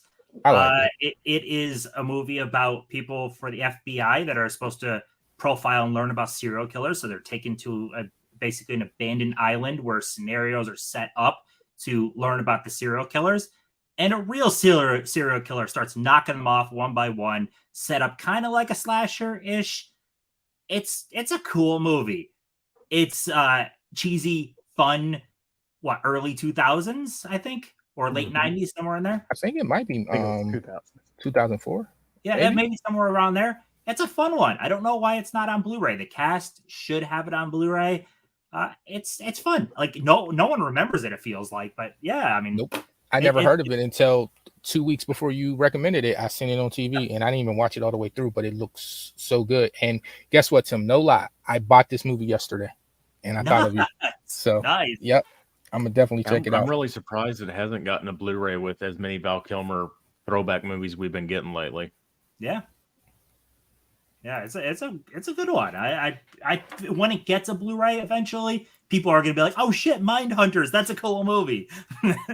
I was telling Tim when he qualified it, when he recommended it in the qualifying rounds, I was telling him it was before Criminal Minds, so it kind of feels like a movie form Criminal Minds, like a long episode, But yeah, it's because you're in the mind of these FBI guys or CIA, I forget which one. You're in the mind of a killer, and at the part where they interrogate each other, it's pretty good. Yeah, and there's some cool kills in it too. Oh man, see, I watched the TV version, Tim, so I didn't even really, how they cut all that stuff out. So it's just, I didn't really, so it's gonna be like a new watch. Okay, so look like everybody likes the sound of that. When you said LL Cool J, I think that might have did it. What you guys think about In Too Deep? You ever see that one? Mm-mm. I did not. Very good. Oh my God, you guys got to see that. Omar Epps. Omar Epps, L. Cool. It's a good cop thriller. Yeah, the pool stick is crazy. He just I don't even want to tell them. But yeah, you guys got to see that. A little bit of Pam Grier in there, Nia Long. Really good New York. Is that New York? Yeah, that's New York. Cop thriller. It's really good. Please check it out. It's super underrated. So we'll let that go. Mindhunters takes that out 82%. What? Wait, what? Did you say Mindhunters just beat Lord of the Rings? I've never seen a Lord of the Rings movie, so yeah. Okay. And that was Lord of the Rings 3, correct? Like Yep. Return of the King. Okay, yeah. That's the biggest surprise of the night, right? yeah. For sure. Damn, D-Ray, what you do? You must have had to take like your coat or I something. guess because it was already known. Maybe they got tired. Yeah, it wasn't like it was Batman or something. All I right. I think Mindhunter's legit though. If that gets a Blu-ray though, people are gonna freaking love that. Yeah, because you made me more excited for it. Because I was just like, oh, this looks good. And when I returned to it. But when you talked about it, I was like, oh yeah, I'm gonna check that out. That and one of the other ones that you're gonna mention later. Okay, so D-Ray, go ahead. What's your next pick? All right, so we'll continue with Viggo Mortensen again. I am going with The Road. This one follows Viggo Mortensen and his son through a post-apocalyptic world. Some events have happened to where things have, the world has changed. They're trying to find, safe haven, and they're trying to keep humanity alive through their adventure to find a safe haven. And some events occur. It's a really, really good movie. I'm surprised we don't have, other editions of it, but it's definitely a very good watch. Like I said, post-apocalyptic environment, very good story, bit of a sad ending, but also, a really good cliffhanger ending as well. Yeah. And there are a couple of rough moments in the movie too, that really make you think about, oh crap, this is post-apocalyptic. Yeah. Like it's rough in some spots. Yeah. Hey, prom night. She likes Mindhunters. Okay. All right. Go ahead, Tim. You have the floor, sir. Oh man, drastically different tones here. So we all have those actors that you kind of just smile when you see, and the late Bernie Mac was one. I always like Bernie Mac. Mr. 3000 is my choice because that feels like that kind of just disappeared. But it's he was a pretty big baseball player, nicknamed Mr. 3000 because he hit 3,000 home runs. And he finds out as he's aging that, oh crap, there was a problem and he didn't actually hit 3,000. So he has to go back to being a player in his 40s to try to get back to being Mr. 3000. It's a fun movie. I always enjoy Bernie Mac on screen. He died way too early, man. Actually, he was just getting his run because he got it late, and it seemed like he was just starting to get his movies. His show was hitting, and he just died. But Mr. 3000 is really good. Soul Man is really good too. Man, yeah. People don't talk about at all. Don't talk about that one enough. Even when he's in small little roles, freaking Bad Santa or Transformers as the car salesman. He was in Transformers. I don't remember that. He's Bumblebee. Yeah. Oh, okay. And he stands out in everything. The Bernie Mac show was just great. He was in the Charlie's Angels too, right? He was in the sequel, right? Yeah, he was. You're right. 3,000 hits, not home runs, but yeah. Yeah. Yeah, I really like that, and I think him and Angela Bassett had good chemistry in Mr. 3000. The Road sounds excellent, also though. It's the type of movies I like too. I'm sure it's not powerful one. Okay, yeah, I'm sure it's not like the Book of Eli, but when you say post-apocalypse, I'm there. Like Book of Eli is like one of my favorite movies. So when he was saying that, I was just thinking of that type of setting. Maybe not that movie, but that background. I don't know if that's true, but that's what I was envisioning. Viggo had a good run of History of Violence, Eastern Promises, The Road. Just like he had a good little solid run of movies. Yeah, he did. My favorite Viggo's in Ghostbusters too, though. So I'm just saying. That's my favorite Viggo. Is that bad? That's blasphemous, huh? So I'm gonna call that. It looks like 73% The Road. Y'all could have did Bernie better than that. Who you with? All right. All right. You know what? I liked him in the Ocean's movies. He was really good in those too. I didn't see the other ones. I just seen the first one. I didn't see the other ones. They're all good. He's really good in a movie. He has a small role, but it's like probably the funniest part in How to Be a Player. I don't know if you guys ever seen that one. Oh man, it's really Bill Bellamy is the star of it. It's really fun. It's a '90s comedy where all the Def Jam comedians is like in that movie. So, but yeah, I'm showing the stuff I like. Okay, D-Ray, what you got? All right, up next, we'll keep it going with another psychotic thriller. This one stars Michael Douglas, Falling Down. This follows him as he's lost his family. One day he's traveling home from work. It's a very hot day in LA. His air conditioner breaks in the car, and he decides to just, get rid of the car. I'm just gonna walk. So this movie follows his venture through LA as he's heading home. Many things happen to where, we all go through things in life every day, and there's just certain things, you're just wondering what's finally going to strike your nerve and just make you go crazy. And there's just multiple things happening in this movie that just makes him go crazy. The cops are after him. They're trying to follow his route as he's getting home, or wherever he's going. So they're trying to figure out where he's at. Multiple reports are coming in because he's just doing a bunch of crazy stuff as he's, on that trek home. He finally decides to try to go see his daughter because it's their birthday, and the family knows that he's on the way there. So they leave, and he figures out where they are and goes there. And that's ultimately the movie. It's a bunch of crazy things just happening everywhere he goes. Robert Duvall also, right? Yes. Yeah, he's the cop trying to track him down. Yeah. Nice. That's when you find that's when McDonald's still served breakfast until 11 a.m. They still, where I'm at, they do breakfast all day long. It's 10:30 here. Yeah, they've been stopped. Yeah, well, 10:30 on the weekend. They usually stop and then they announce it. Oh, it's breakfast all day, so they'll announce it again. You'll get it. They tire you people like you coming up at 7:00 that's saying I want some hash browns. So, but I feel bad. Roger seems to have just realized Bernie Mac passed, and that sucks. Just realize that. What? Yeah. Dude, and you're a comedy dude. That's your favorite genre, man. You should know that, man. That's comedy gold right there. All right, Tim, what you got? So why don't we give some TV movie love?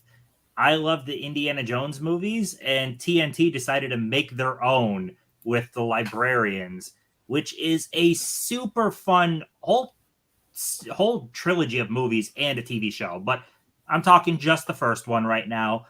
It is a man who becomes the librarian, who is the gatekeeper basically of all the important artifacts out there and has to go on quests to find the artifacts to protect them so they don't go into the wrong hands. It's very Indiana Jones-like, just on a TV budget, but super freaking fun. You got Noah Weil in the lead role. You have Jane Curtin in there. You have Bob Newhart, Gabrielle Anwar. Like, it's a good cast and a lot of fun, man. I loved the whole trilogy and the show.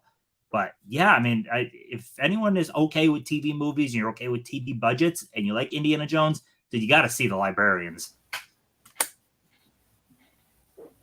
I hear you. I thought it was a TV series because I always seen the TV series, but I never knew it was a film. Yeah, there's the 3 movies and then the TV show. I just seen the box set today. I want to say it was in like the Walmart bin possibly or somewhere. I went to a couple places today and I seen it somewhere in a box set with all 3 movies. Yeah. I didn't even know there was 3. I knew there was 1, but I didn't know there was 3.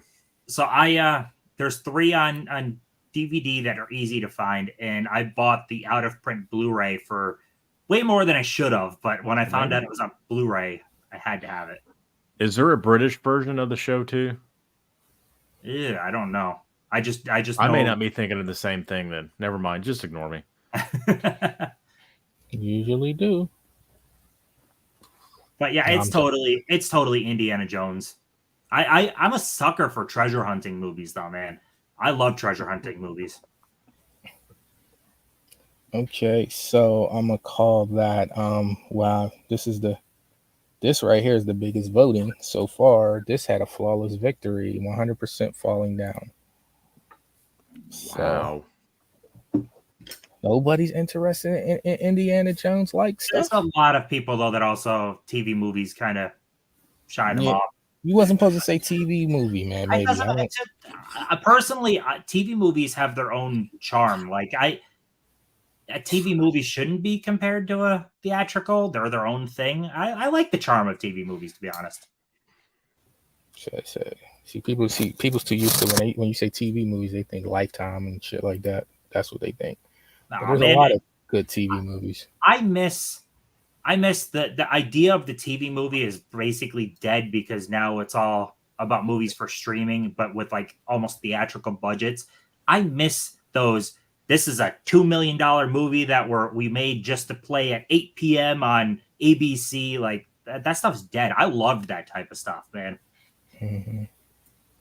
Oh, maybe you know what? I gotta correct that. It wasn't a flawless victory. A vote must have came in right before I ended it. It says 86% for falling down. So I'm sorry, Tim. Somebody does like it. Did you vote for that somehow? Okay. Yeah. No, no, I'm playing. Okay, D-Ray, go ahead, man. What's your ninth pick? All right, ninth pick is probably super mainstream, but it's probably top 5 of one of the greatest horrors ever made. I'm going with, I believe, is it 1973, The Exorcist. This one follows a little girl who becomes possessed. Her mother wants two Catholic priests to perform an exorcism on her to release those demons from her. And, their efforts aren't going very well throughout the story.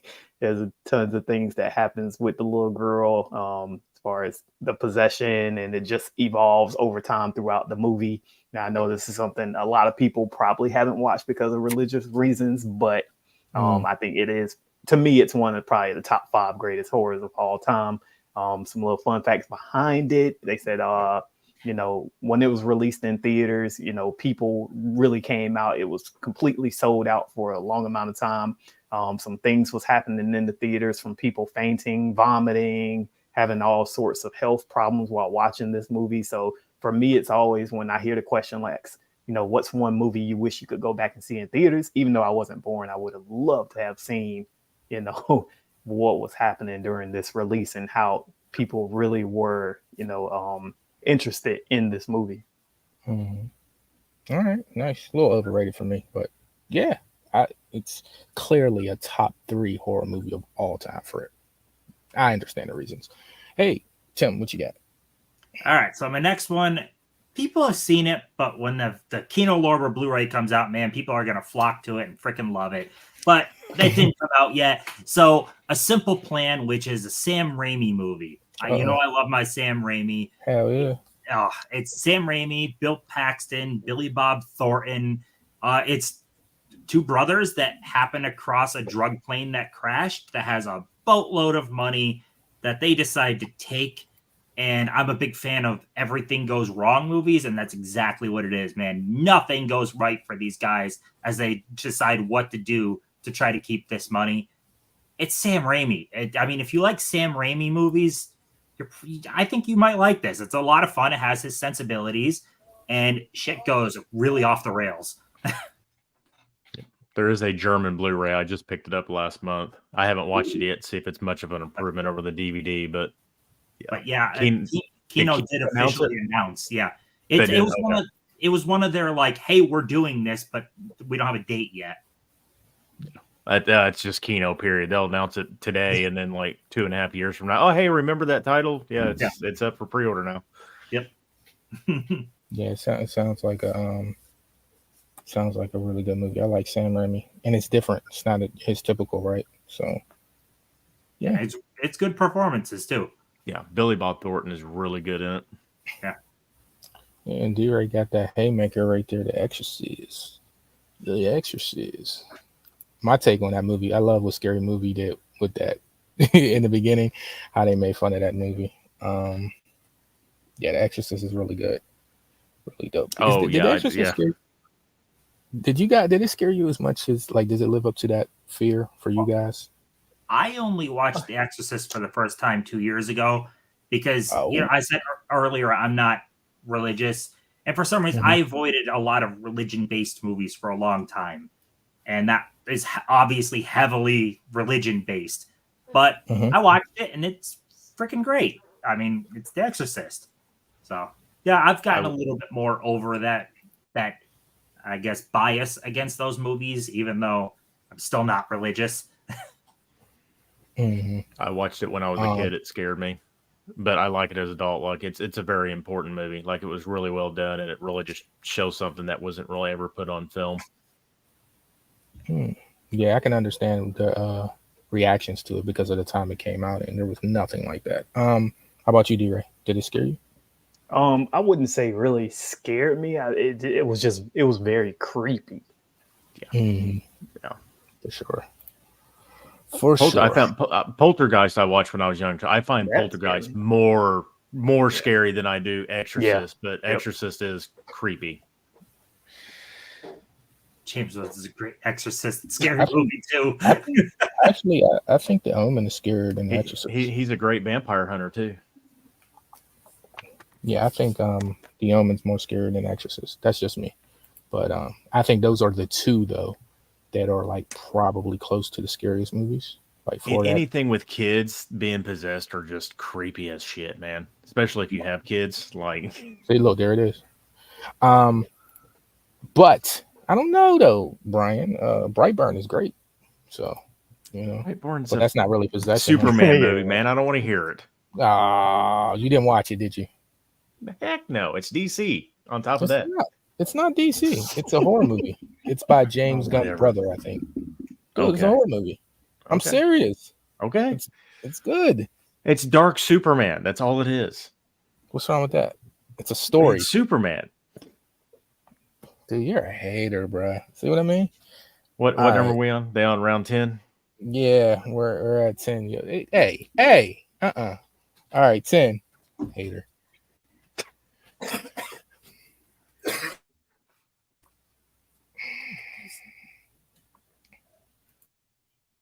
We starting it or? I think he just got all choked up. Or he just died. Okay, that's cool. I don't know what happened there. Something was a glitch. Yeah, go ahead, D-Ray. You're 10. Sorry, sir. Which one won? Oh, see, Ryan, stop fucking with me, Ryan. Damn. Oh, we can't. Somebody break the tie. It's a tie. So, okay, I don't know what to do here. It's a tie because before last time, recommend 10. That was the only time I put my input in. I picked the movie. I can't believe Simple Plan tied with The Exorcist. That's sick. Right. The horror fans left. Okay. I'm telling you, guys, though, I'll give it 20 seconds and I'll vote if you guys don't vote. I don't want to vote, but I'll pick one. So, but go ahead. Would you say, Tim? I was gonna say when that Blu-ray comes for Simple Plan, though, you're gonna see fans. Oh yeah, for sure. Because I want to see it now. I'll buy the DVD as long as it ain't more than $3. I'll buy it. Well, D-Ray, there it is, and 55% Exorcist. D-Ray, did you vote? No, I'm just joking. Don't be cheating, man. Don't be cheating, man. No, I gotta have faith in the champ. Let me see. All right. So 10th pick, Ryan. See, he must have the whole flow. 10th pick. D-Ray, go ahead. All right. Number 10, I'm gonna go. I had Mad Max Fury Road. This one follows the story of Mad Max, but includes Furiosa, played by Charlize Theron. She's trying to make her trek back to her childhood home, and she's got some other females with her from that left this camp with a leader that just wasn't a very good leader. He was doing some things that he shouldn't be doing.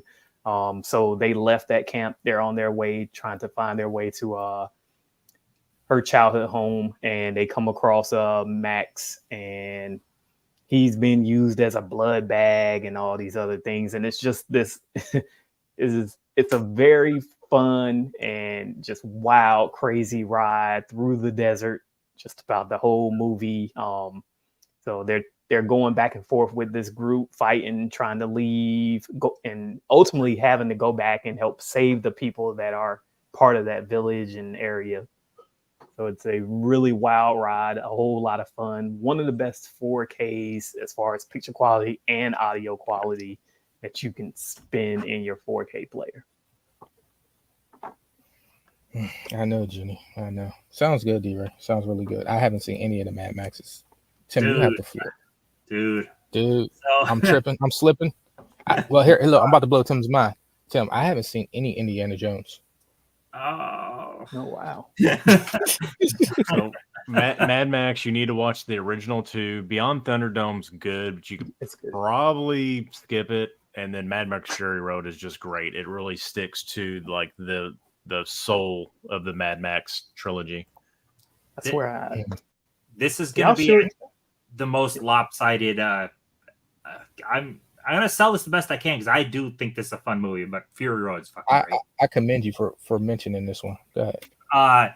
So I'm going for the movie Hoot from 2006. That is, yeah, I know. The movie is basically completely forgotten, but it's a hoot. Do you like Free Willy? Do you like that type of movie? Sure. No. Damn it, Ryan. No, he's so anti. You don't like family fun, but no, I don't. I hate it. But I believe him though. I don't think he's joking. Wow. Hoot is kind of Free Willy-esque with kids trying to help animals. It's a bunch of kids trying to help endangered owls from not having their land basically taken to preserve them. It's a fun movie. It's got Luke Wilson, Logan Lerman, younger Brie Larson. I like it a lot. I thought it was fun, but it's basically forgotten. And that's my mind was going towards movies that no one really remembers. So yeah, Hoot, if you liked Free Willy and movies like that, check out Hoot. It's a hoot and a half, as Derek would say. You and Basement Blues are the only ones that were daring enough to pull comedies out. So, well, I don't know. We got to still get to Ryan. It's comedy, but it falls in that family flick territory. I like family flicks. Okay, Ryan, because Ryan's so anti. Ryan, he's the only one that I've got 2 comedies. One's a dark comedy. Yeah, dark. And Tony had some horror comedy, but look, he went straight pure family fun. Look at that. Y'all gonna see what I'm saying about Ryan. So that is pretty much. What do you think it did, Tim? 100% for Fury Road. 100%, 89% to 11 for Mad Max. I mean, I'm not delusional here, man. Jesus. Not delusional. I mean, I don't know, man. It depends what you. Hey, Roger might. I think Roger might have been the one. Roger probably picked Hoot. I'm just saying. Fury Road is honestly one of the best action type movies of the past decade, and I picked a movie that nobody remembers. You should have went with Holes, man. That don't sound right, but you should. But Holes has gotten more of a kind of renaissance. People are remembering Holes more. Yeah, it's like it's 20. It hit its anniversary or something. Yeah. What about Homeward Bound? Is that more popular? I like Homeward Bound a lot. I like those types of movies. Yeah. Milo and Otis. I think that was the one I watched a lot when I was little. Yep. Milo and Otis. Find out there was like 19 of each of them because they killed so many. Yeah, I can't watch Milo and Otis. I can't. I never heard of that. I heard of Airbud. Never heard of Milo Otis. Was it Milo and Otis was a pug and a kitten or something like that, I think. Okay. So my other guest didn't turn up. So I don't know what happened with that. So I'm gonna have to try to sell his movies. Here we go again. Ryan. So let's see what you let's see. Go ahead. Your first pick is what? Collateral should be my first one, right? Yep. Yes. Collateral was your first. Collateral. So my favorite Tom Cruise movie, probably. First or second. But best villain role, I wish he would finally finish the Mission Impossible stuff and start doing more villainous roles. Jamie Foxx is good in here. Jada Pinkett Smith, I think it is Jada Pinkett Smith. She's good in here. But yeah, basically, he's a hitman. He comes into town and takes the cab driver around town and does his hits. And there's a little mix-up, and Jamie Foxx saves the day, and it's a great movie. I think a lot of people should watch it. Okay. I'm gonna try to sell this. Excuse me. I think it's his best movie, by the way. Ryan. That Edge of Tomorrow and Vanilla Sky are like my top 3 of his. Give me Collateral, Few Good Men. And you're gonna laugh. I got shit for this. Night and Day. I really like Night and Day. Night and Day is fun. It's fun. But they're like, they're Top Gun. I'm a Mission Impossible. All right. The Girl with the Dragon Tattoo is Hey HQ Videos for You. That is his pick. Which version? The Girl with the Dragon Tattoo International Swedish version. Oh, okay. The good version. Well, The the American version's good too. It's But, fucking awesome. yeah, but the Swedish version I think's slightly better. The Fincher Is one. it? Well, sell it, Ryan. Sell it too. I know you don't want I'm not to going to sell it. lose. You're selling it. I'm not I going to don't sell my know it. loss. I don't know it. Oh, so you're just saying it's a loss? How you know? How you know that's a loss? I don't. Help me Sell out, it. man. Come on, sell the It's Dragon a Tattoo Swedish Lady. movie. Tim, go ahead. Help me out, buddy. You No, got because it. I would rather sell the Fincher version. Oh, but you know what it's about, right? I do, but you should do it. Oh my god, you guys are terrible. Okay, So the Fincher version has an awesome score and great performances, and it deserved 2 sequels the Fincher. from him. He does that. Yeah. Thanks, Tim. So this is the Swedish version. English. I'm told English subtitles for you. English. The fuck. What's the word? See, y'all got me missing it again. Dubs. Okay. Yeah. Whatever. English dubs and yeah. Whatever. It's a good movie. Y'all know I don't know them names, but it sounds very good. Tim said the other version of it is really good. So here, you guys vote. You do what you got to do to it. Put it out as misery. I don't know. No, the Fincher ones are good, but a lot of people stick to saying the Swedish ones are more like along the lines with the book. I really don't think there's a huge difference between the two versions. A lot of times, though, I mean, there are the movies where the remake will get the love, but a lot of times people just generally, this is the remake, so I prefer the original. But the Fincher that's a cliche. Wrong, man. The Fincher one is really, really good, but it's not the original version. So I guess it gets that ding against it. Yeah, that's terrible that people do that just off the bat. They're ready to say it, but it looked like it got 9 votes. I'll let it get 10, but so I see where this is going. And you know what? You guys messed me up so bad. I put the wrong movie in. So see, Oops. this ain't funny. Y'all trying to get me on one of them hot. You could have told me, D, right? You could see it was in, so I mean, we heard it. So okay, real quick, I'll do it one second. I'll give it 30 seconds. Honestly, the Collateral is freaking great, though. Yeah. I was worried about that 4K when it first got announced. I was like, that movie is so dark. Yeah. Yeah. And the 4K gives it, like, the movie had texture to it, like a very specific look to it, and the 4K made it look even better, and the sound on it is such a bigger upgrade too. The shootout at the music club, whatever the heck it was, just so good. Oh, he got something to say now. I love the fact that he took the time to work with an actual gun guy and like got the moves down and learned everything, and he did everything himself. Of course, I mean, it's just Tom Cruise, but right. Yo, homie, is that my briefcase? That's still my favorite. Oh yeah, right. Somebody said that earlier. Okay. He's the true definition that if I'm gonna go out, I'm gonna go out doing what I love to do, because that dude is crazy. Okay, let's just call I'm that zip tied to the steering wheel. Oh shit, man, you are tied to the steering wheel. Give me your wallet. It's like, dude, it's tied to the damn steering wheel. Yeah. All right. Well, that 100% Collateral. Yeah, I sold that really well, didn't I?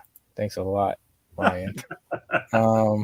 Tim ain't innocent in this either. He could have helped me out. I know D-Ray. D-Ray's looking like, don't ask me. So I knew I couldn't ask him. All right. Go ahead, man. Second pick. Tim sold the wrong movie, man. Okay, so my second pick, Riz Ahmed, Sound of Metal. This movie was it Amazon or I forget what it was first. It was on a streaming service first. Criterion picked it up. He is a drummer in a band with his girlfriend. He finds out he's losing his hearing. Then he loses his hearing, and he goes on the journey to try to get his hearing back for the wrong reasons. And halfway through that journey, he really has revelations, and the sound design on this movie is insane. They do such a good job of imitating what it's like to be deaf and all that stuff. And like the ending blew me away because I thought it was going to go in one way, and it actually went another way. Highly recommend Sound of Metal. I actually brought my. I don't know why I brought my stuff as props. I mean, you could have. I mean, you know, act like it's the round table. You can show it if you want. No, I'm just playing. The remain Mon Monsters. That was the second pick by HQ, and it's I guess it's a movie. It's I don't know what country it's from. It's a foreign film. It's Korean, I think, if I'm sure. All right. Remaining bullies decide to eliminate their older monster using their sister as bait. Okay, that's pretty dark. And they plan to lock the monster in the maintenance room and disassemble it somehow. So that's that movie. Actually, it looks really good. But I mean, I don't know if this will help the movie. I did see it at the dollar store, but it does look really good. I bought it. I mean, I seen Toy Story at the dollar store. I mean, so that's a classic. So I mean, I don't know. I found some good movies though, Tim, at the dollar store, man. There's some. I found a lot of A24 and Shutter films at the dollar store. So. It's few and far between. No, I gave up going to Dollar Tree for movies. I'm done. I'm not picking through the shit to try to find one movie. I'm done. That's because you be too late. You got to get there soon when all the good stuff is there. None of the stores follow the same time of putting things out. And it's not worth the hassle, the drive. I'm over it. They don't. You know what I used to do? I used to call. I'd be like, "Did you put them out?" It's a Taiwanese movie, is what it is. It's not Korean. It's Taiwanese. I've never heard of this movie before. Okay, now he fact checks. Okay. Well, you said Korean. I'm like, oh, I'm pretty up on my Korean stuff. Oh yeah, that's why he checks. That's the only reason. Okay.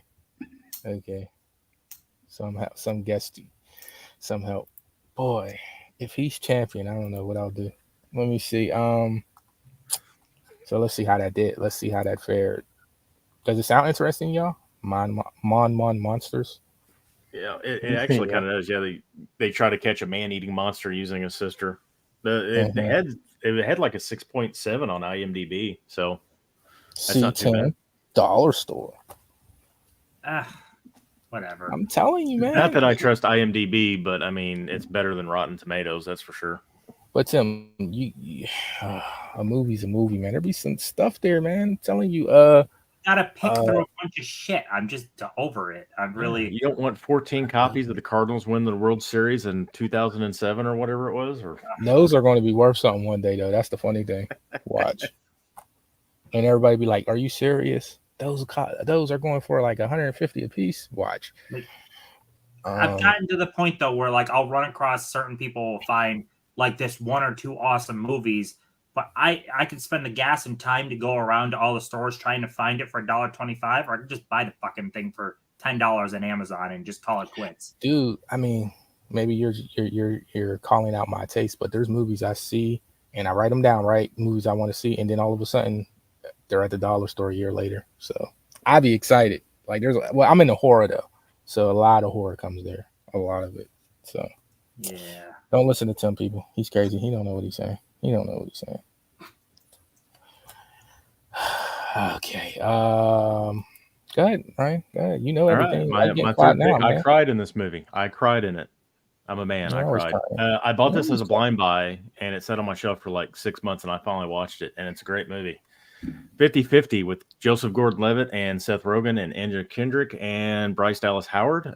Basically, they are buddies. They work at a radio station in their advertisement department, and he's a really super healthy dude. He runs all the time, and one day he finds out he's got an aggressive back cancer that he's only got a 50-50 chance of living through. And this is like his journey through it.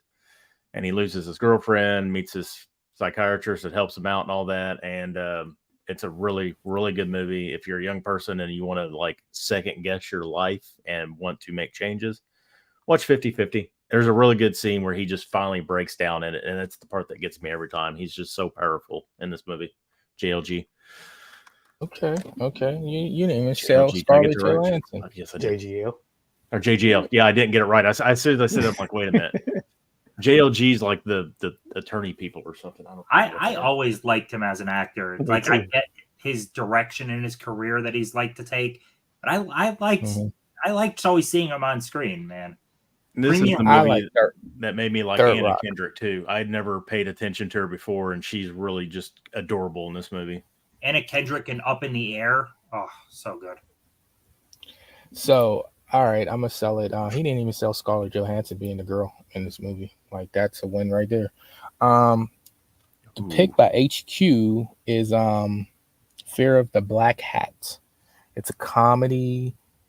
It's comedy satire, and it's a hip hop based movie, and it's more of a mock documentary,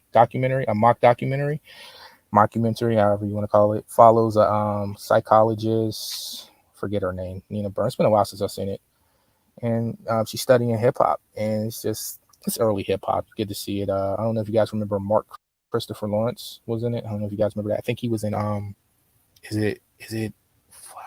it Clerks, or what's the other nerd movie that everybody loves? Revenge of the Nerds. The other nerd. One movie. of them, man.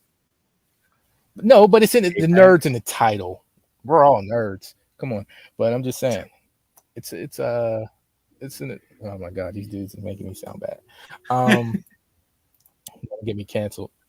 He called everybody nerds. Tim looked down when he said it. So did Ryan.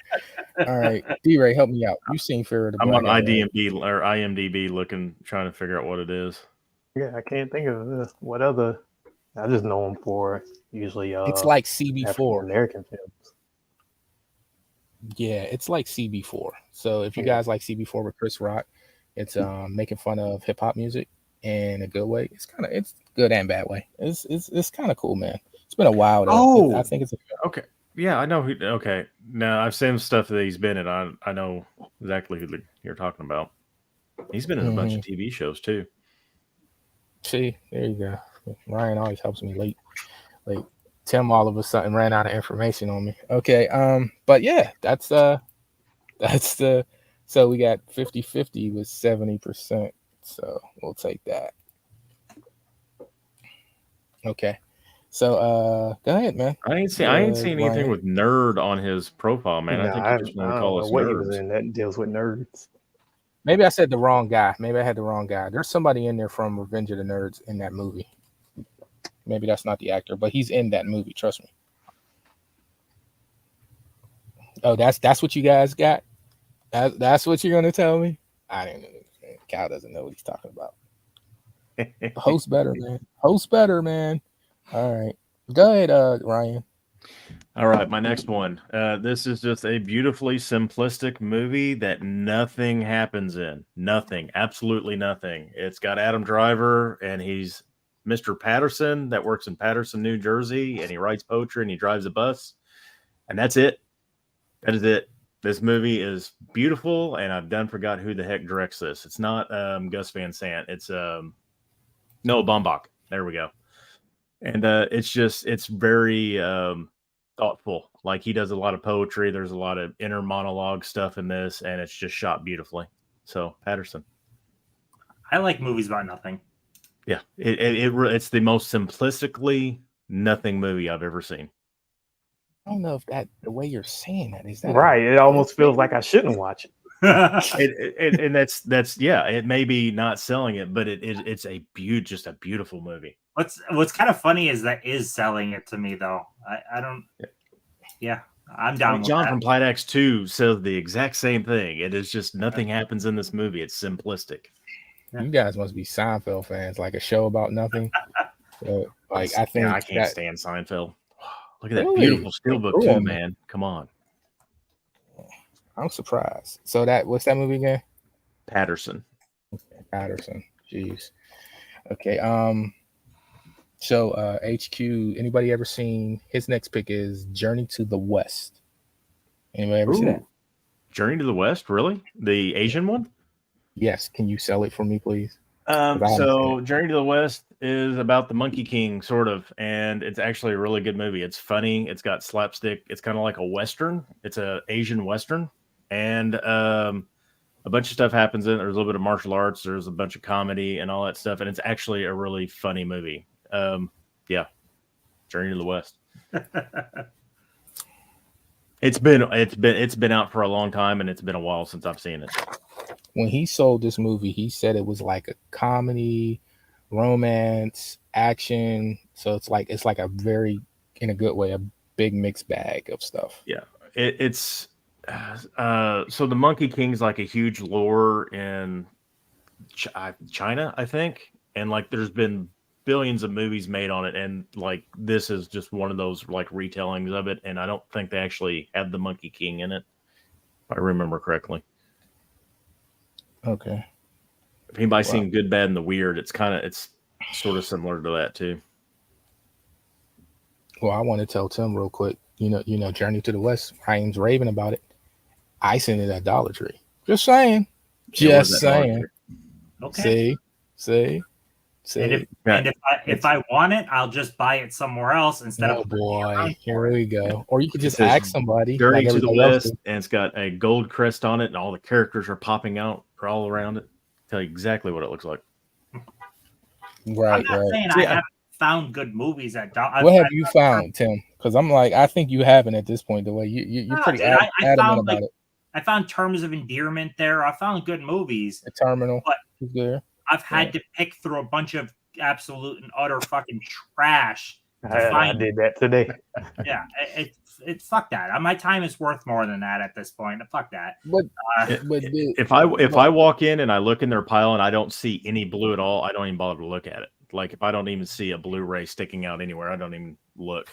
Well, believe it or not, man, I found blues and DVDs that were so out of print in Dollar Tree. It's crazy. And now I see why you paired me up against him, because he's picking foreign movies too.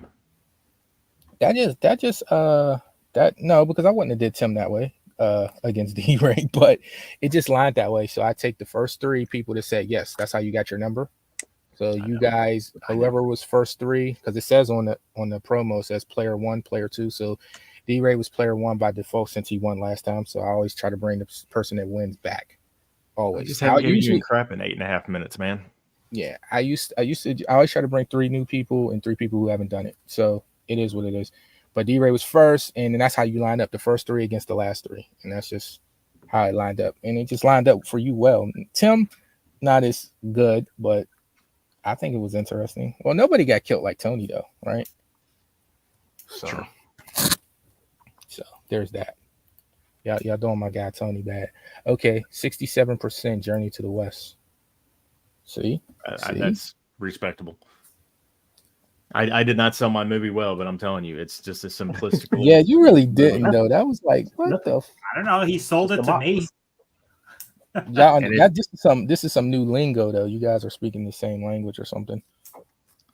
Dude, the amount of movies though that I've said I really liked, and people call them boring. I'm like, I guess I like boring. I don't know what I don't know. It's not. It's not Noah Baumbach. It's Jim Jarmusch.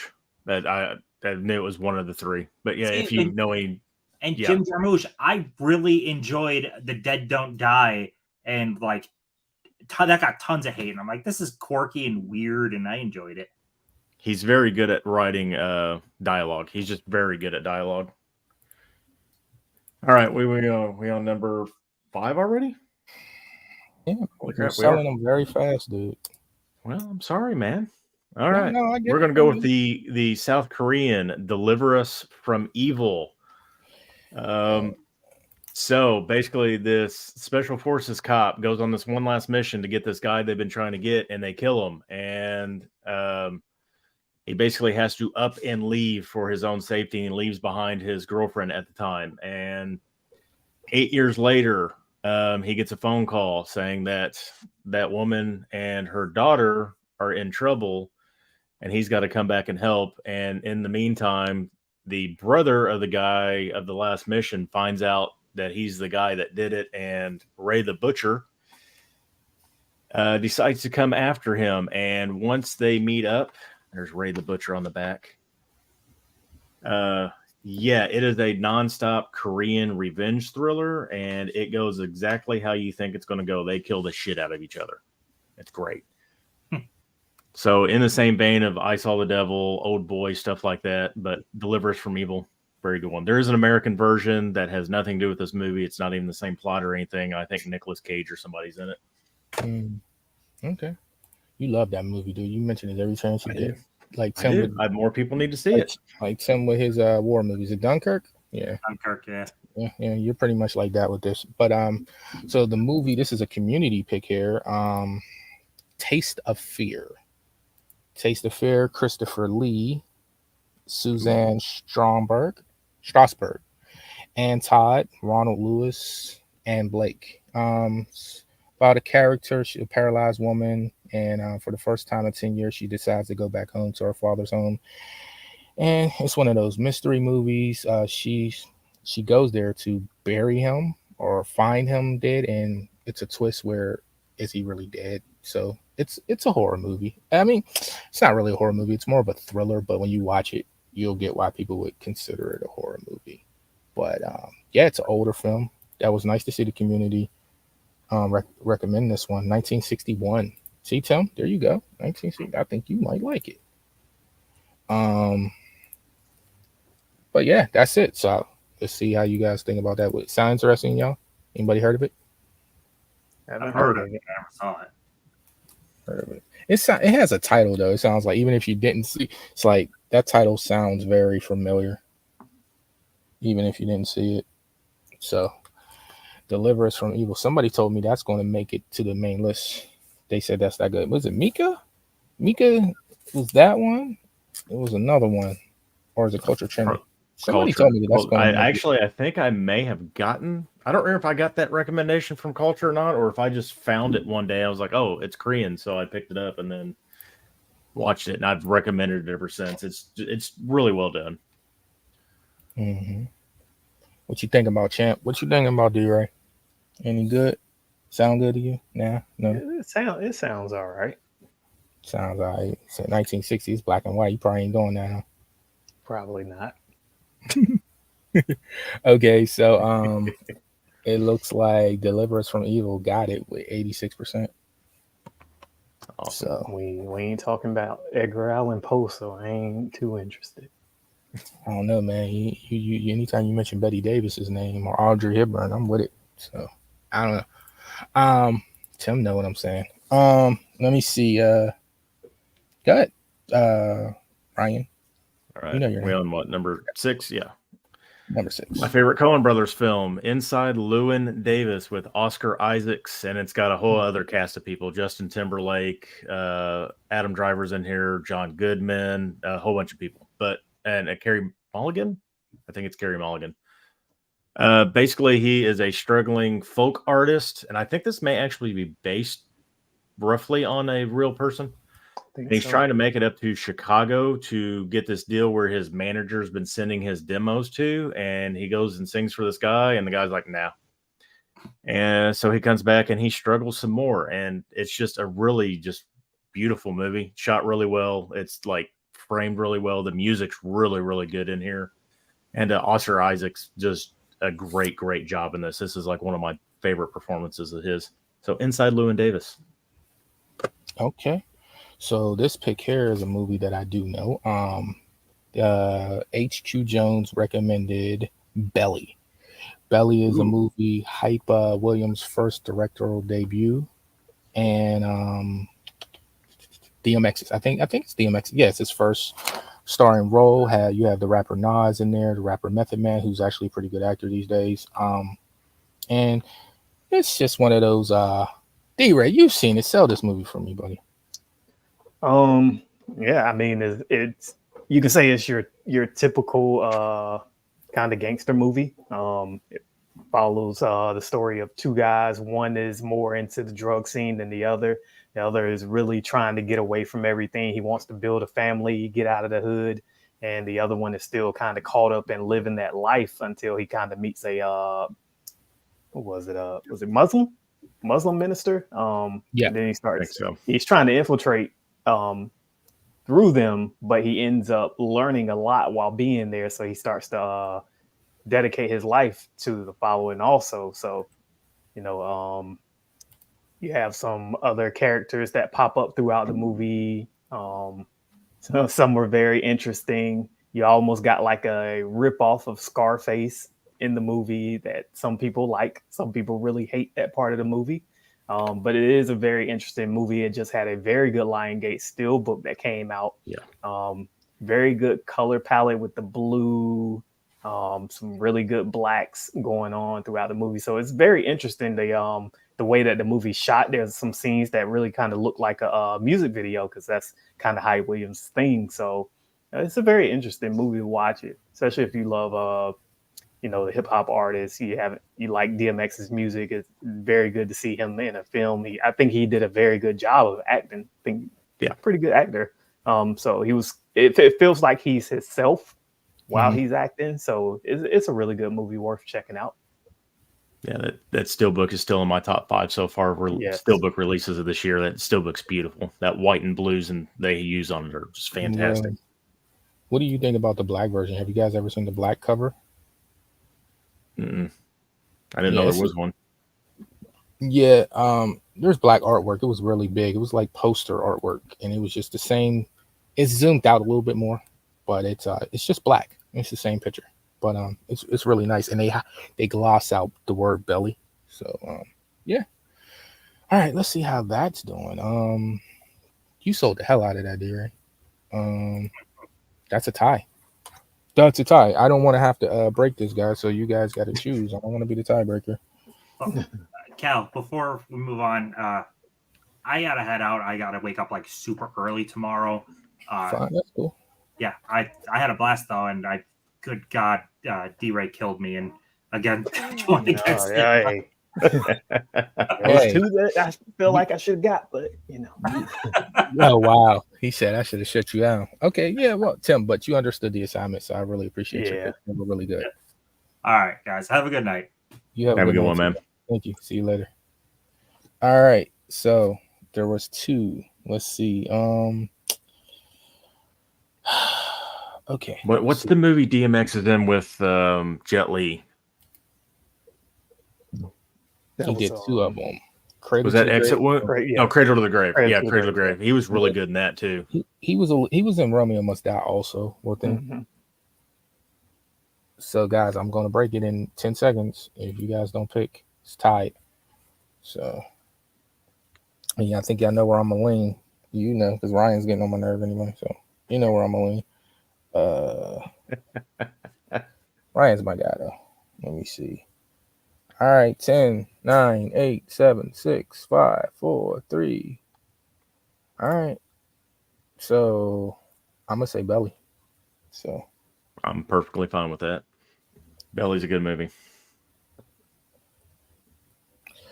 So I'll just say that since that was tied. Okay, so go ahead, Ryan. Hit us up. What's your next one? All right, I already mentioned it. All You Need Is Kill, Live, Die, Repeat, Edge of Tomorrow, Tom Cruise, time loop movie with Emily Blunt. Really, really, really, really good time loop movie. They don't overdo it. It's not too complicated. And basically they're trying to get through this battle with these alienoid robot things.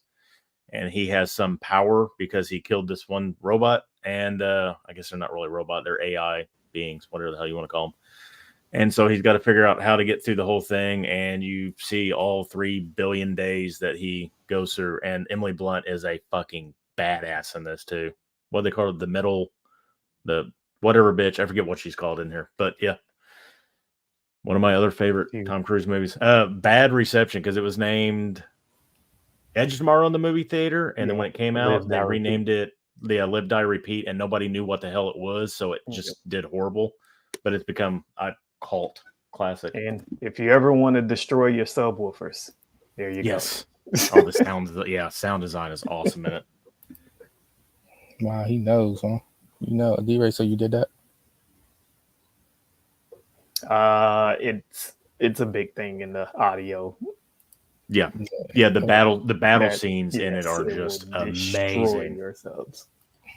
Yeah, so I never seen it. All right, let's see. So the movie I got is Crimson Tide. I wish Dakota was here now because he had this Ooh. movie too, but they both Very picked. good one. He picked it beforehand. Anybody want to help me out with that? Crimson Tide, Denzel Washington, Gene Hackman. Submarine movie. They're on the Yep. Crimson Tide in a submarine. It's been so long since I've seen that. Yeah. It came out, what, 92 or something like that? I believe so. So early 90s, yeah. I know it's like Gene Hackman has a problem with authority and they're on the edge of starting a war and he just can't be told anything. And Denzel's like, no, we don't do this. So it's two alpha actors and battling it out for position, and either one of them won't back down. So he wants to launch a missile, and Denzel's trying to stop him because there hasn't actually been an order to launch the missile. Yeah, 95. Yep. Ooh, Vigo's in that movie, and Gandolfini. Vigo, Gandolfini, Denzel Washington. I would have to rewatch this movie. Gene Steve Hackman. Zahn's in it. Okay.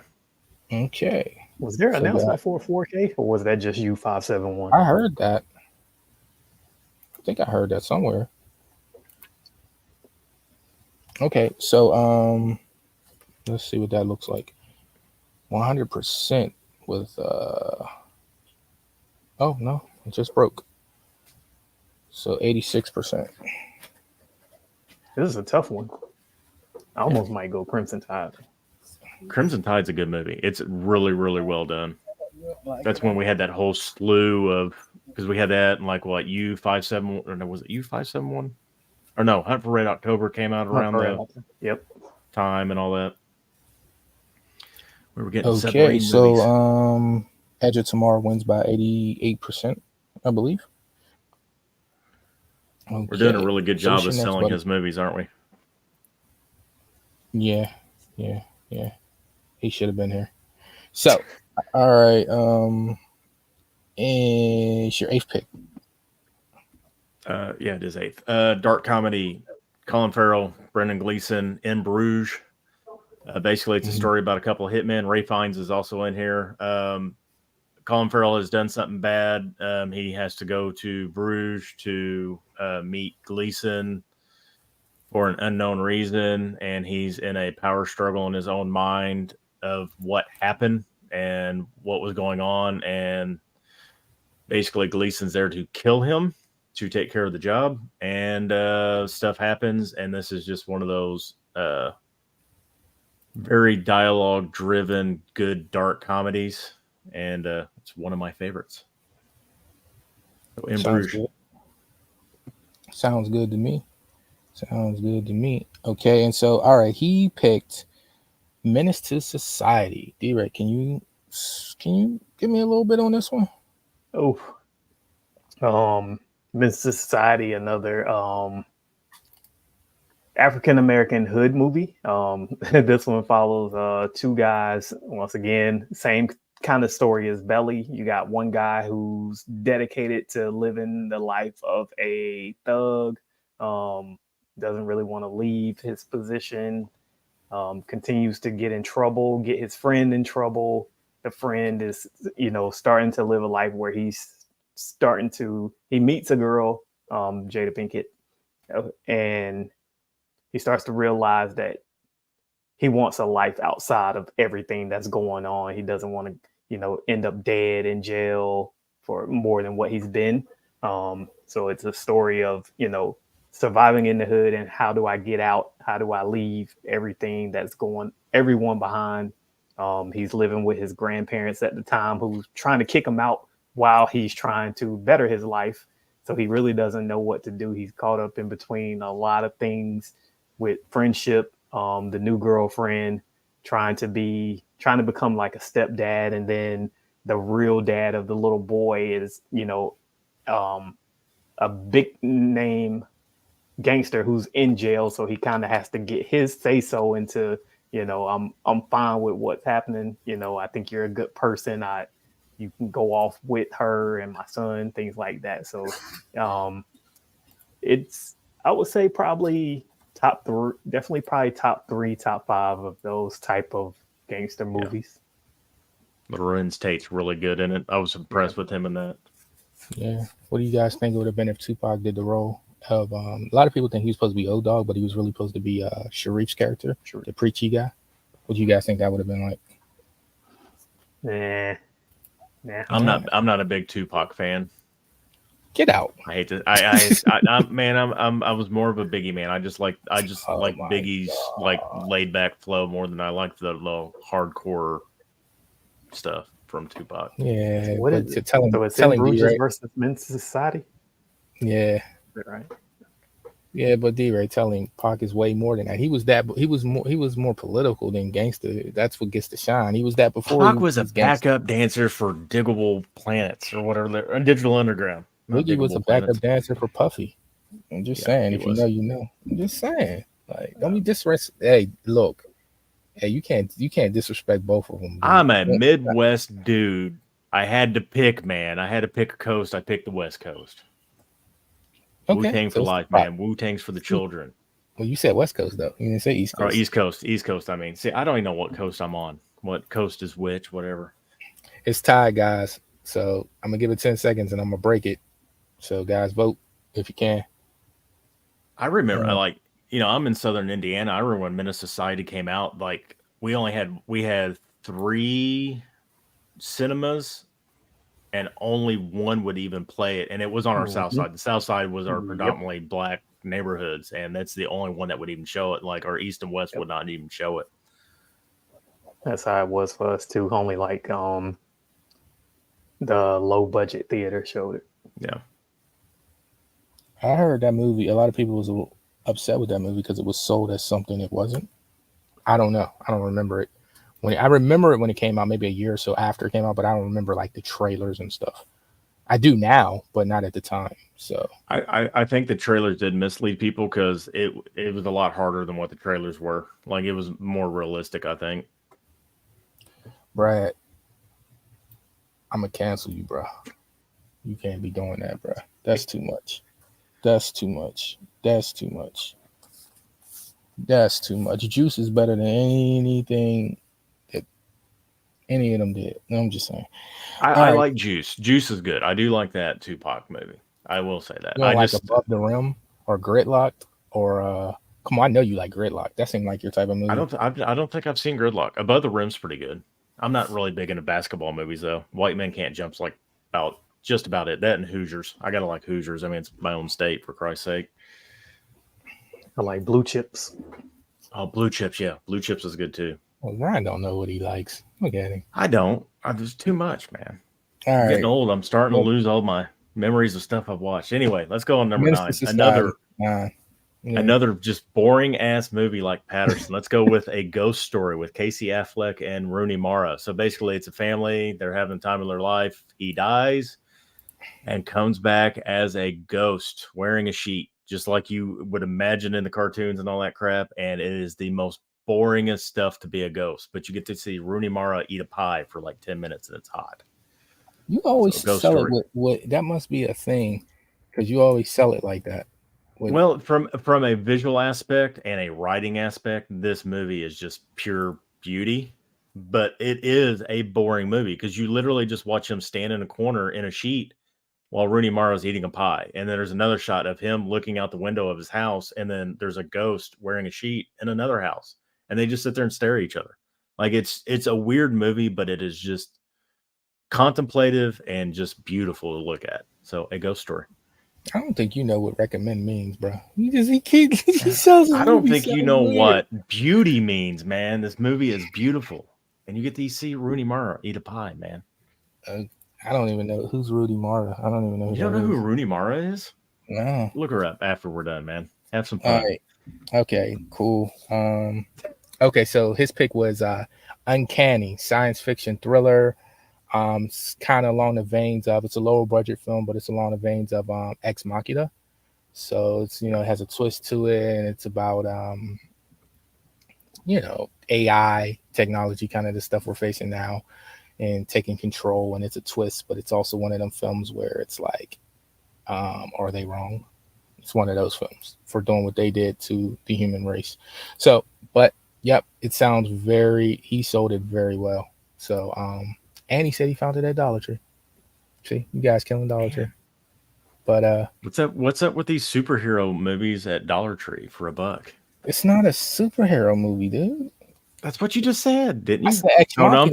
thinking. You said Uncanny. I'm thinking Uncanny X-Men, and I just went off into my own world. I actually wasn't listening to what you're saying. I'm sorry. I was thinking of Boys. Super What Brad disrespectful. said, Menace or Boys in the Hood, which is better? I think I like Boys in the Hood maybe just a touch better. Menace. It's more rewatchable. It aged better. Hold on, Boys in the Hood, that does have Ice Cube in it, right? You don't know what he likes. Yes, it has Ice Cube in Okay. it. Yeah. Well, I'm thinking that I always get that one, and what's the one where they do the NWA? Straight Outta Compton. Straight Outta Compton. Yeah. I always get them two mixed up for some reason, and I don't know why, because they're What do two you mean completely Ice-T different and movies. Ice Cube? Is that who you get mixed up? Is that what you're saying? No, I get Straight Outta Compton and Boys in the Hood mixed up for some reason because they both have Ice Cube themed stuff in it. How? Like they're like 20 years apart, maybe 30. Dude, yeah, your seriously. brain, bro. Yeah, I get it. I've been up now for let's see, what is that? 12 much longer. Yeah. I've been up right now 18 hours.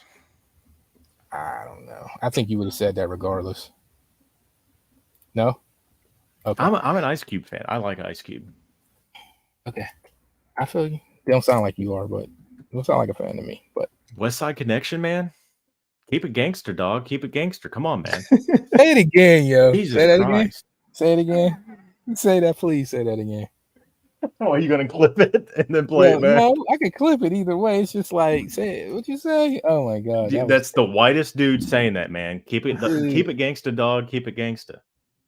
Dude, yo, that was crazy. Okay, so go ahead. Your 10th pick, please. What's your 10th pick, bro? It's your favorite movie. Oh, my 10th pick. I'm sorry. Did we? Oh, Ghost Story 1. Okay. So my last pick. I'm sorry. Yeah. Ghost Story. Yeah. I'm sorry. Out of here. Yeah. So my last pick is this movie right here. It's I Saw the Devil. Again, I like Old Boy a lot, but I Saw the Devil with Lee Byung-hun and Choi Min-sik is just brutal. It's a Korean revenge thriller. Lee Byung-hun is a cop. His wife comes up missing, and come to find out he's a serial killer, and it's this cat and mouse game. And you're like, oh man, they got him. Oh no, they don't have him. Holy crap, they've got him. Well, how's stuff still happening? There's torture in this. There's blood. There's stabbing, fighting, all sorts of stuff. And this is just a crazy ass movie, and it's really, really, really good. So yeah, I Saw the Devil. My number 10. Okay, so his number 10 is Train to Busan, and I read some of these good movie. before I gave it to you, and they said this is the best round. So Train to Busan versus I Saw the Devil. They couldn't call it. They said these are both great movies. Yes. But they said a lot of people said Saw the Devil probably just because more people should see it, whereas Train to Busan is getting popular. So Train to Busan, I'll tell it, is a zombie movie, and it's basically the train to Busan, and you basically follow a family. It's a family movie with zombies in it because it's heartbreaking, and the family has to make some decisions. The zombies in it are done really, really well. It's a really good survival zombie movie, and like I said, it's got the family element, and it's got Ong Hoon Kim in it. I think that was in like Thirst and a bunch of other stuff. I think that's one. Maybe it's not him I'm thinking of, but either way. Train to Busan, excellent zombie movie. Do not watch Peninsula, though, the follow-up, because it sucked. But Train to Busan, easily one of the top 5 zombie movies. Like, modern zombie movies, I should say. Okay. I'll say I really enjoyed Train to Busan the first time I ever watched it. When the 4K came out and I watched it, I didn't enjoy it as much. Yeah, I haven't rewatched it. I've only watched it once, so I don't know what kind of replay value it has. I Saw the Devil has replay value. It's just fucking brutal. Why didn't? What was it that was different for you? I don't know. It was still because it's that's for me. It's just one of those fun zombie movies. And maybe it's because I watched World War Z's 4K before I watched Train to Busan's 4K, and I really love World War Z, and I think it's the better movie. So I think watching that took away from watching Train to Busan. Okay, guys, it's I'm tied. glad you said you like World War Z because there are so many people that hate World War Z because it's not true to the book. I really liked the movie. I thought it was done really well. Yeah, Train to Busan, easily the best. I mean, there's quite a few Korean zombie movies out there, but Train to Busan really changed the game, and they done it really, really well. And like I said, the family aspect of it is done really well too. It does kind of pull at the heartstrings a little bit. Okay. But I Saw the Devil's the better movie. I got a poster of it next to Barbenheimer, for Christ's sake. Well, Trini says it's top 3. Oh yeah. So there's that. And Trini is correct. Let's check it. Well, I'm gonna get 10 seconds, guys, because I got to break the tie. So I figured this would be really, really close. I looked at his list beforehand. I seen Train to Busan. I was like, oh, it had to be in that position. 2 really just good Korean movies. Yeah, but I didn't like the Tupac take, so you know where I'm leaning. So save Ryan out. 10 seconds. Man, I even sang for you, man. I know, but you're tired, and so pretty soon you're going to leave, and so I'm definitely not voting for you. So okay, looks like Train's going to take it by a vote. Yeah, there it is. So 56%. I'm glad I didn't have to choose, so you would have said it was rigged. No. I knew this was going to be close, and really, I Saw the Devil is not for everybody. It is very, very graphic, and it is very brutal, and a lot of people just don't like that because it's realistic. I mean, they do a lot of stuff to people in that movie that you're like, oh, holy shit, that looks painful. Mm-hmm. But yeah, Train to Busan. I'm not mad about that one. It's a good movie. So what we're going to do, guys? Okay, so we're towards the end. Now, what we're going to do is, since everybody didn't show up, I'm sorry this wasn't as fun as the first time around. But what we're going to do is we're going to run through these real quick this last round too. So because the goal is to get the top 10, and we're going to get the last 5 are honorable mentions. So the top 10 makes the list, and then the other 5 is honorable mentions based on who said yes and who's what player. You guys are at the top of the list anyway. You and D-Ray have top numbers 1 and 2. So Chakota always fell low. So did Tony. So you guys, your first movie will be, and I'll try to make this quick because I see you guys are tired. Let me see. American, as quick as I can type. Let me see. So guys, what do you think? American History X versus Mr. Holland's Opus. What's that gonna do? American History X. Why? Because it's the best. Like Mr. Holland's Opus is just a heartwarming, beautiful movie, but American History X, I think, is more rewatchability, more impactful, and it's just a better story. Okay. What about you, D-Ray? What you think? I haven't seen Mulholland's Opus, so I can't really compare what is it called two movies. Did you say it was called? Well, I say Holland's Opus, Mr. Holland's Opus. I swear I got the two guys up here that just like get quiet at me on the wrong time. Both of you guys. Swear, man. Like I heard it slurred and I didn't know what he said. Yeah, I just tried to get it. Just like I tried to get dog out of you again. But keep it gangsta, dog. Keep it gangsta. Yeah, I've never seen the movie, so I can't compare the two. Yeah. Okay, so people, we're nearing the end. So this is where it all counts.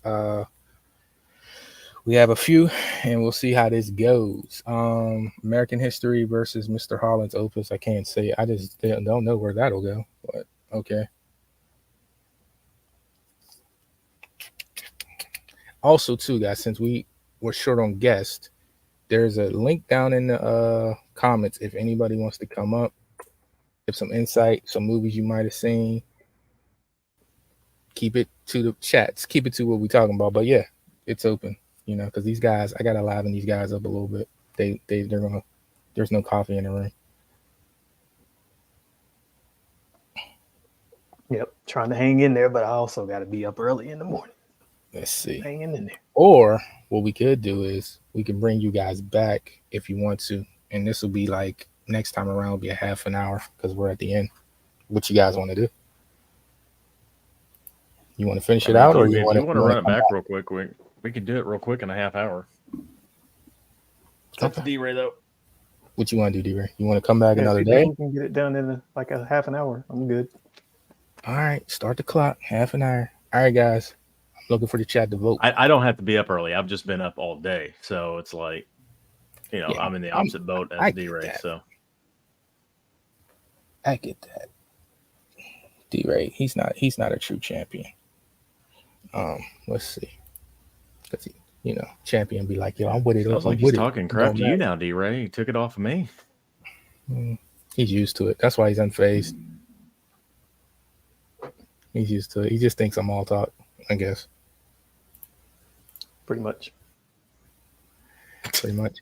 You gotta sell the fight, right? You gotta sell the stream. He the host. There's no fight. You don't care. All right. So American history, no shot there. All right. So we're going. What you guys think about murder at 1600 versus turbulence?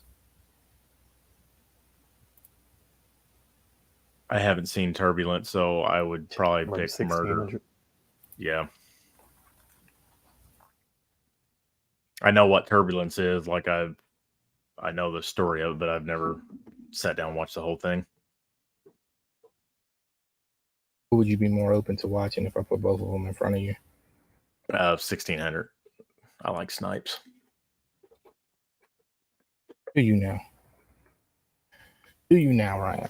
Yes. He's a good actor. I even liked him in Blade 3 when he didn't want to act, man. Come on. Well, movie would have been terrible if he wanted to act or not, right? Terrible movie. I like Trinity, man. I think it was funny. It was quirky. I didn't mind it. Yeah. What? And you don't like Superman, but you like Trinity. Okay. Yeah, I think these are lies. These are lies. But to each their own. It's all subjective, right? It is. All right, guys. I'm gonna get out a few more seconds.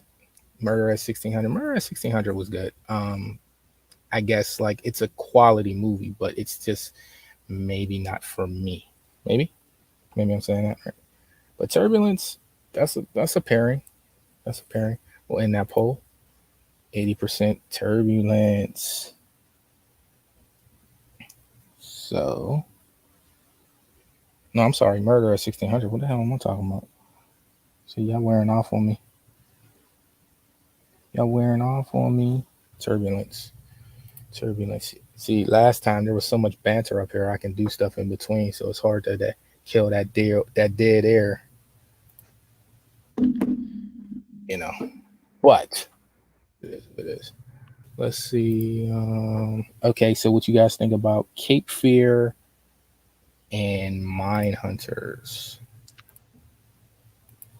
I haven't seen Mine Hunters. I like Cape Fear. I think it's really good. Yeah. But I know, according to the chat, I guess Mine Hunters is like a really, really good movie. So I guess I need to check it out. Watch. Yeah. I'm going Cape Fear. Yeah. De Niro's just of course you are. It's your pick. Movie. Well, this is De Niro, man. How can you vote against him? I know he's in my top 5. He is, but I don't know, man. It's just, what was they thinking on the sound design for that movie, man? I don't think I've ever watched the original Cape Fear.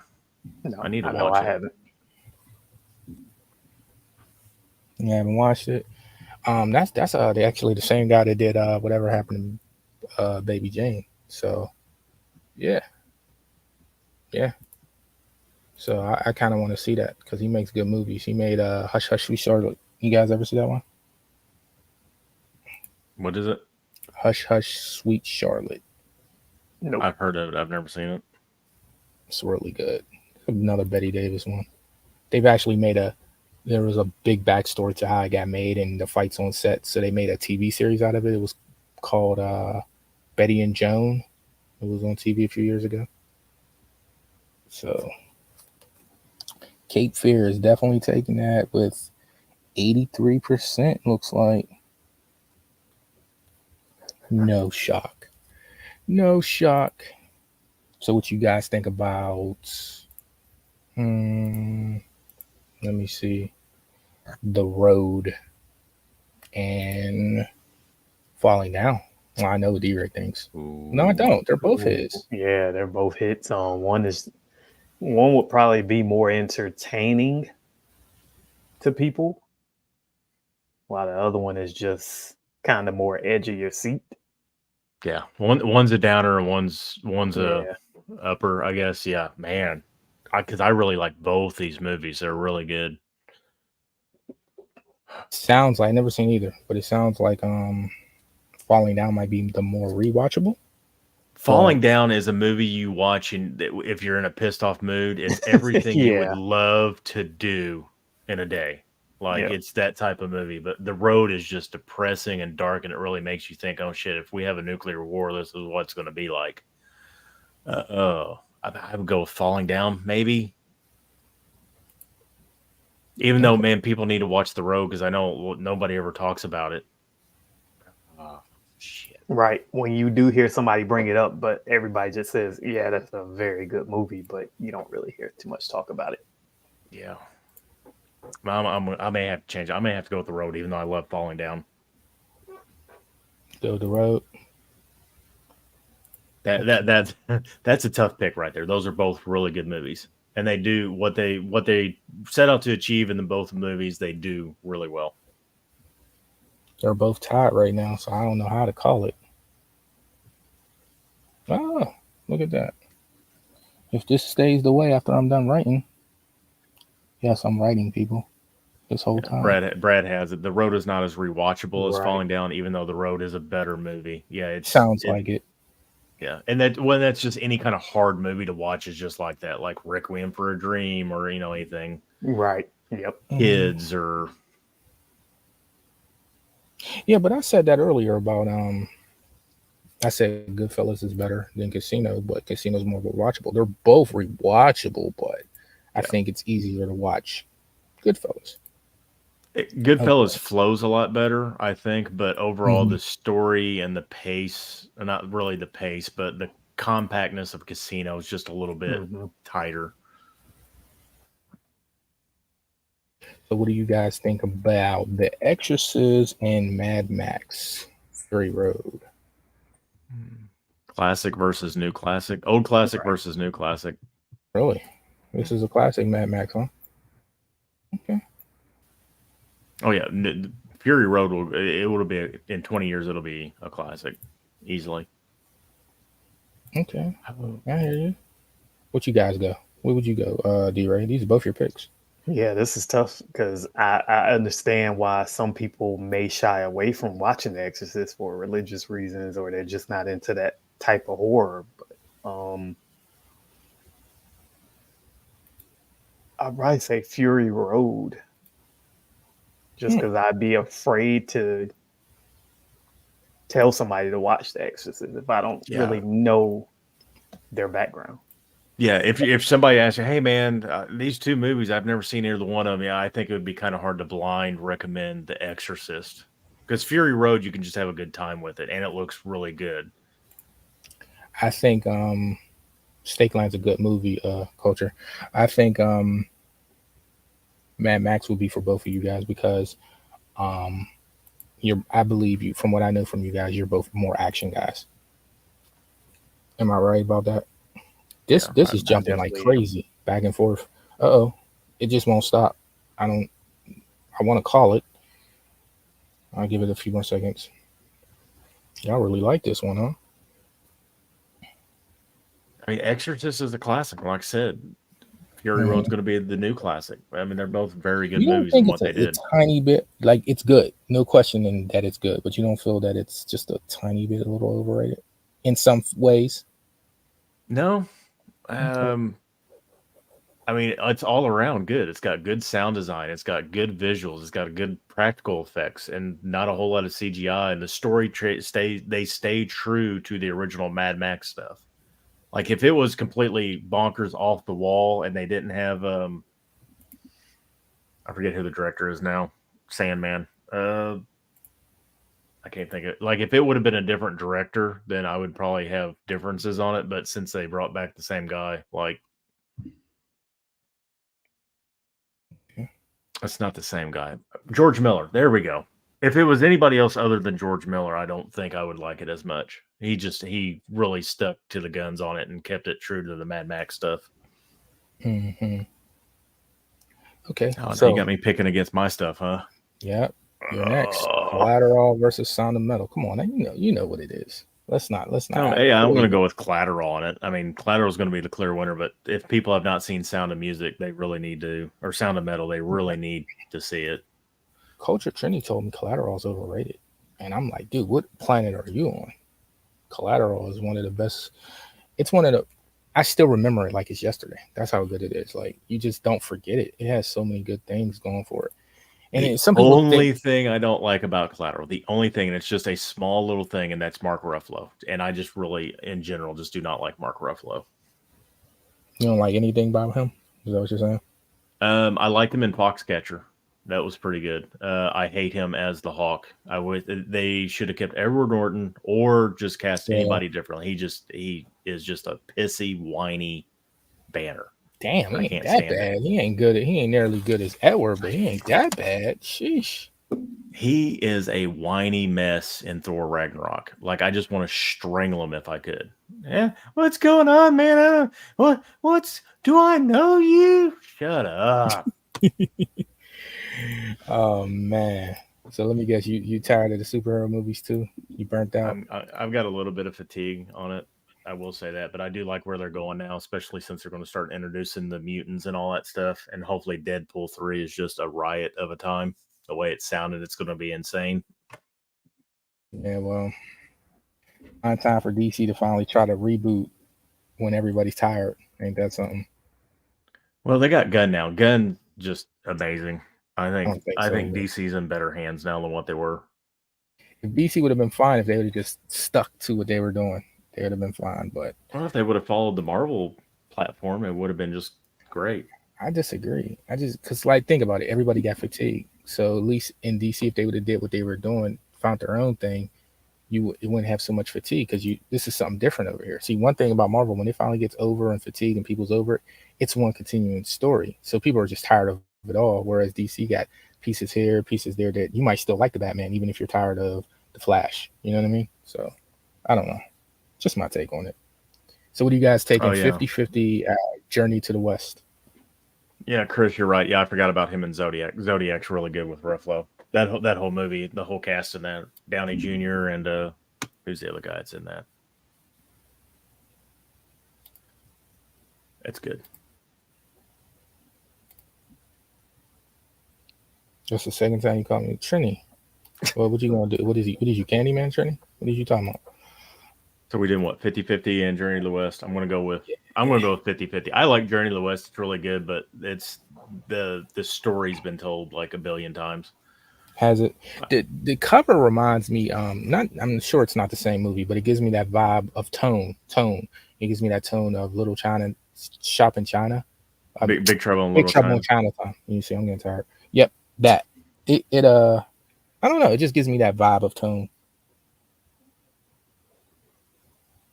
But I'm because you're kind of quiet, so I'm probably completely wrong. No, I'm pulling it up. I'm trying to remember.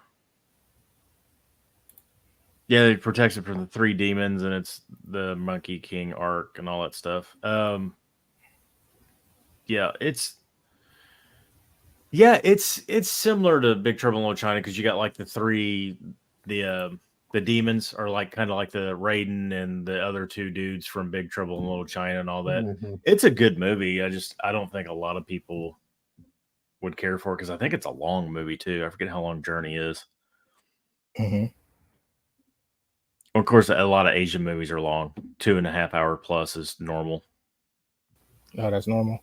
So we're Oh, it's only an taking hour no and 50. spoilers. Wow, it's actually shorter than I thought it was. Never mind. I'll shut up. There's probably a lot of that sitting on the editing floor somewhere, right? Cutting room floor.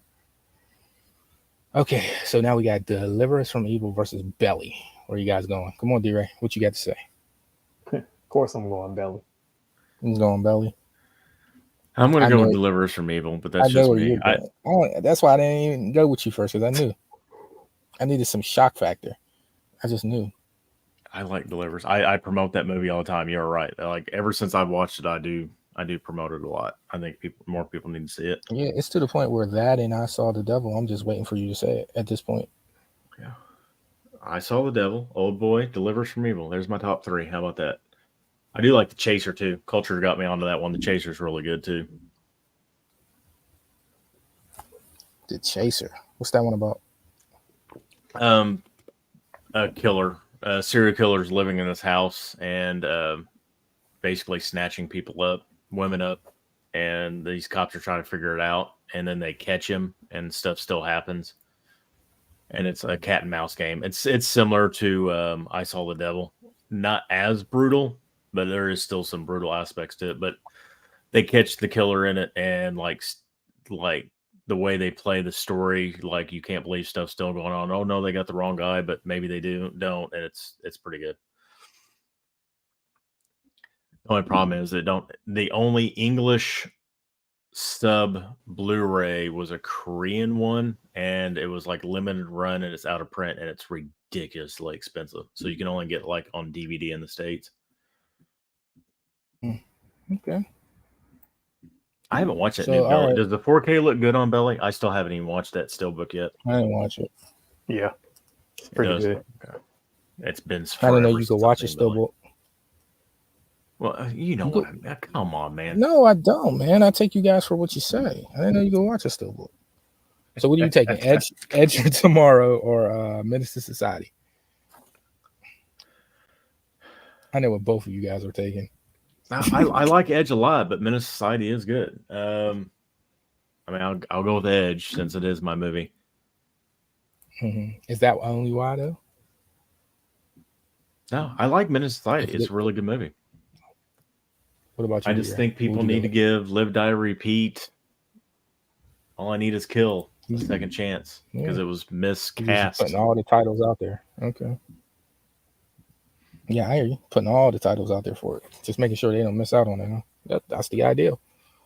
I'm trying to recommend up here, man. I'm going to recommend my own movies. And you're the man. You showed up and you came to recommend until I told you to recommend that dude's picks. You said no. You was all this resistance. I recommended a couple of them. Man, I Tim outsold followed Train your to lead. Busan over my favorite movie. I That Saw was the way Devil, later, for Christ's though. sake. That was way later. What about you, D-Ray? What you think about Menace versus Edge of Tomorrow? What you going with? I'd definitely say I'd watch, or I have and would probably watch Menace to Society more times than Edge of Tomorrow. But I'd probably encourage people to watch Menace to Society more because I think less people would be more willing to watch it than Edge of Tomorrow. Okay, Menace to Society wins. You guys are seeing these polls, right? I'm sorry. Yeah, I've got my phone pulled up. I don't have them pulled up now. Okay. Menace to Well, Society, just for you got Collateral one, D-Ray 50-50 wins, Deliver Us from Evil one, and now Menace to Society. We're getting close to the very end, guys. So what are you going with? If I told you, everybody in the chat, what do y'all think about Ghost Story? Yeah, I'm doing your picks again, right? Ghost Story and Train to Busan. Oh man, I think more people need to watch Ghost Story and appreciate it and see how beautiful it is. But Train to Busan is a good zombie movie. I'm going to go with Ghost Story. That's just me. I understand that. I probably would go that way just because I knew people are going to pick up Train to Busan probably before Ghost Story, maybe. So well, and you got to think I know a lot of us are collectors. A lot of people buy foreign films, but it's still a hard sell on subtitles or dubs on movies nowadays. Still, surprisingly. 11 people in the chat. Thank you for being here. Brad and Culture Trini, and I don't want to leave nobody out, but everybody. Chris, Holland Oates, 4K King, Jennifer, Tooch, Caveman, Juggalo. I see you. And anybody who's not saying anything, shout out to you. I know Ken be doing that to me. He be watching Yep. sometime. He don't say anything. He be like, I saw you. I'm like, why don't you say something, Ken? I think Ken watches on his TV a lot, and he just doesn't have the ability to. Oh, yeah, I know. I know. I just, I gotta get. I give him the go-to, just like you. Oh, you thought that was just a poster? Yes, it's a no, poster. no. All right, Ghost Ooh, Story is this looks one? like it's beating Trance of the song. Oh shit! I didn't realize this had a poster in it. I think my Fear and Loathing's coming down. All right. Okay, Ghost Story wins. It beat Train Busan by 56-44. I am surprised by y'all. that, but I'm not surprised at the same time. Okay, these are the last few guys because we already got pretty much the main ones. So these are the honorable mentions real quick. Let's see. What do you guys think about The Departed and Hacksaw Ridge? That's a good one. That's a good one. I think I might go The Departed. I would go with The Departed too. Like I said Like, earlier, y'all could have added some suspense to it. You just say, it's Departed. I was trying to sell that. I thought it sounded like a good one. I like Hacksaw Ridge is it was good like visually in that, but it's not in my top 10 war movies of all time at all. Again, Garfield I didn't like at the time, but now that I have more of appreciation with him, I need to go back and actually watch it. But Departed, I think, is just it's a better story. Plus, it's based on Infernal Affairs, and I like Infernal Affairs. So yeah, how was that? Infernal Affairs. Yeah. You mean the movie? It's based on, or you just mean just in general? No, so The Departed is based on Infernal Affairs or Internal Affairs. It's Infernal, whatever. It's a Asian movie, and it's done way, way better. Oh, of course you would say that. You're the spokesman. No, the Departed is really good, but it loses a lot of the drama that the original had. So, but it's still really good. Plus, I like just the hideous Boston accents that they all have in The Departed. No, a lot. Some are good, but some of them are just really, really bad. Okay.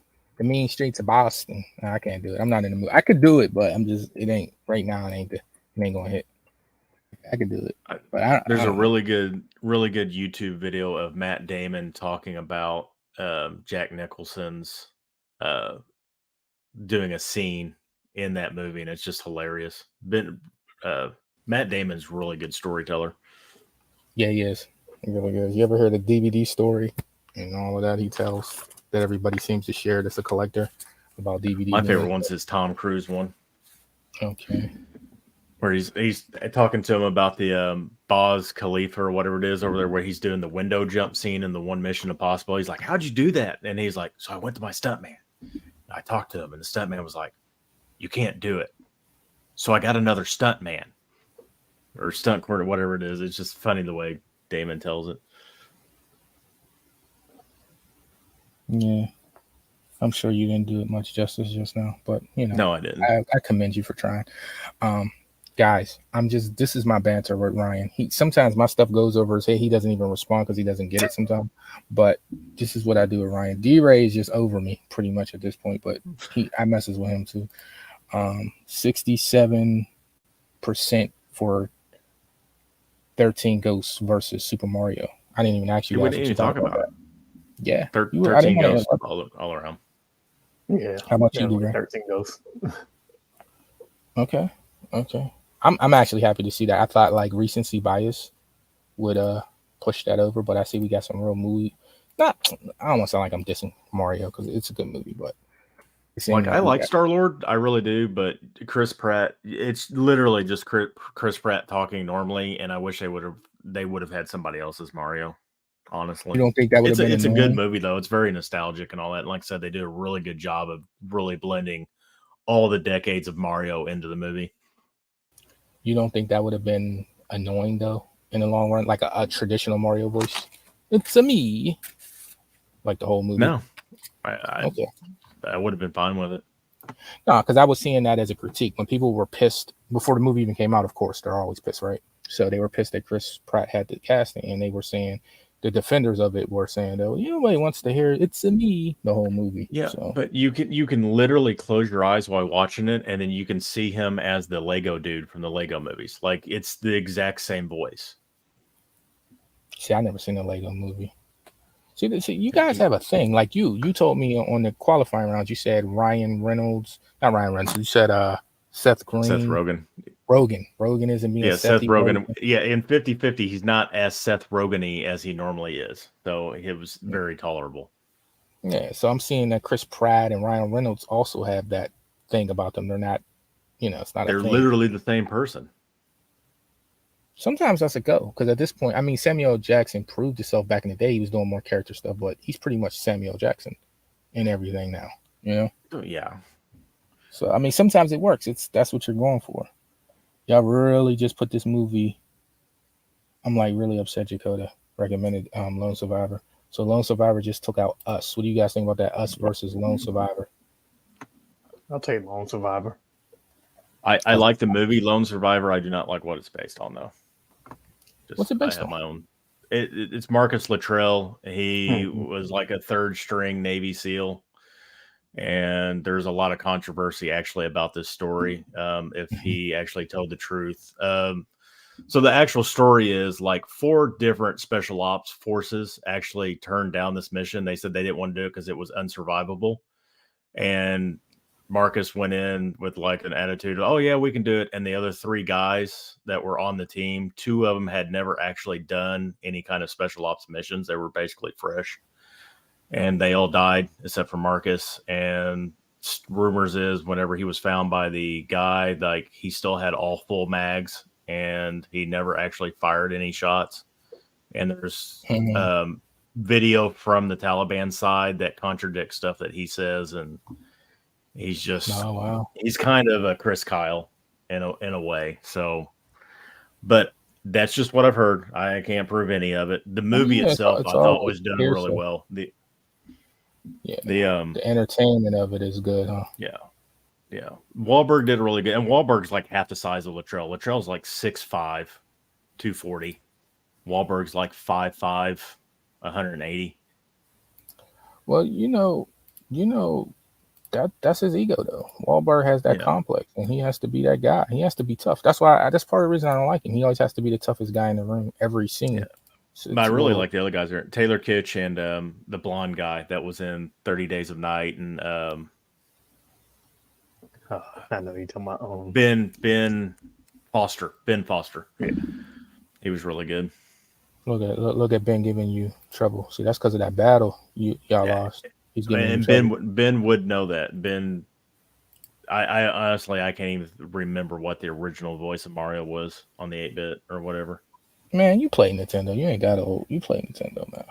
Come on. I remember getting my first Nintendo system. I played Tetris so much I had freaking nightmares when I went to sleep of Tetris. Like there were still blocks falling in my head. It was wow.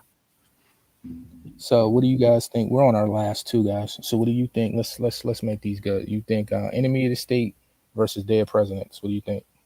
Dead Presidents good movie. Enemy of the State. Enemy of the State. Yeah. So Ryan for Enemy of the State which one do you guys like? What is it again? We both like Enemy of the State. Both. Oh, nice. Well, guys, it lost 100% won 100% over Dead President. I don't agree 100%, but yeah. No. Dead President's is a good movie. I just don't think a lot of people have seen it. Yeah. Mm-hmm. But that's the ideal. And anybody that does see it, I could see them saying, it's kind of a slow burn. It really is. Because it's not, I know, and the people that love it, but for me, it's not like super high. It's good, and I know it's good, and I'm rocking with it, but I don't put it over. But again, when it gets a 4K or a Blu-ray release, everybody's like, "Oh, this movie's great," and it'll get what it deserves out of it. then more people will see it and we'll get more appreciation. But Okay, final movie, guys. well, an Enemy of the State 2 is one of those government thrillers too, and a lot of people don't like government thrillers. So I mean, that is kind of one hard. It's hard to recommend sometimes too, but it's just a damn good movie. Mm-hmm. It is. So we have reached the end, and it's looking okay. Looking at the last one, Lincoln Lawyer versus Higher Learning. So what do Taking you Higher guys Learning. say? Yeah, Lincoln Lawyer is a really good movie, but Higher Learning, I think I would more than recommend. Yeah, I would recommend Higher Learning more too. Yeah, I need to go back and actually. I think I started watching Lincoln Lawyer about halfway through. I need to actually go back and watch it. The only reason I watched it because it was on TV. Oh, this one's going a little bit. Yeah, I think Higher Learning. If you put the two in a box, which one do you need to see? I would say Higher Learning, and it's more different compared. If I don't know, there's not a lot of Lincoln Lawyers, but it feels more unique comparing wise. The cast is great, and like you said, Matthew can be hit or miss. Yeah, I hear you saying that. When you said it at first, I was like, but now I see what you're saying. Yeah, I can see that. He's really good in comedy, even though he don't want to stay there, but he's good in comedy. So it looks like Higher Learning was 67%. And that'll do it, everybody. That was like, yeah, that was long. But yeah, that was good. I wanted to be out of here, but I knew it was going to be 10:15, 10:40 at the latest, but it went longer than that. That's because I had to sell. If I didn't have to sell these guys, we'd have been out of here almost an hour ago. But yeah. Yeah. I truly appreciate it. So, how you guys feel about this list? So I'm about to give you guys the list, the final list of recommend 10. Thank you all for being here. You're wonderful people, and I truly appreciate it. Time something you don't get back. These guys sat up here and spun it with me all night, and you guys came and voted, which was super important, and I truly appreciate that. And let me know if you want me to do this again. It wasn't like this the first time. More people showed up, but I still had fun nevertheless. My guys showed up. So our it looks like with the first pick of recommend 10 will be American History X is the number one pick. The number two pick is Murder at 1600. The third pick is Cape Fear. The fourth pick is Falling Down. Let's see where this is going. Oh, D-Ray's the winner again. The fifth he knows how to pick the movies. Is The Exorcist. And you guys voted. Never remember that. Is The Exorcist. Okay, the sixth pick is Collateral. The seventh pick is 50-50. The eighth pick is Deliver Us from Evil. This is a good list, man. The ninth pick is Menace to Society. I didn't see that making it. I really didn't see Belly, but Menace is really cool to see. And the 10th final pick of the recommend 10 list is Ghost Stories. Your five honorable mentions are The Departed, 13 Ghosts, The Lone Survivor, Enemy of the State, that should have been in the same, and Higher Learning. So I'll run through that one more time. American History X, Murder at 1600, Cape Fear, Falling Down, The Exorcist, Collateral, 50-50, Deliver Us from Evil, Menace to Society, Ghost Story.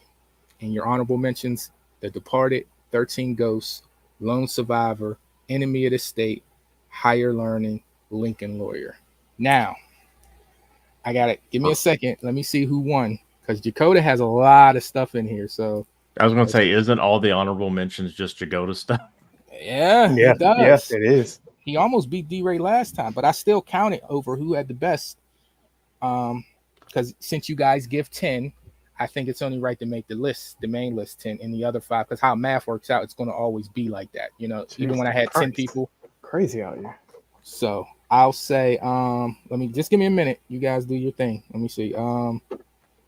American was D-Ray 1. That's right. You got that hurricane coming up through there, don't you? Yeah. It's not even a hurricane yet, is it? Like that. Is it just a tropical storm or whatever? Yeah. Yeah, because Roger was talking about it in the chat. Sorry to hear that. Well, thanks for being here even more, man, with all that going on. I truly appreciate that, man.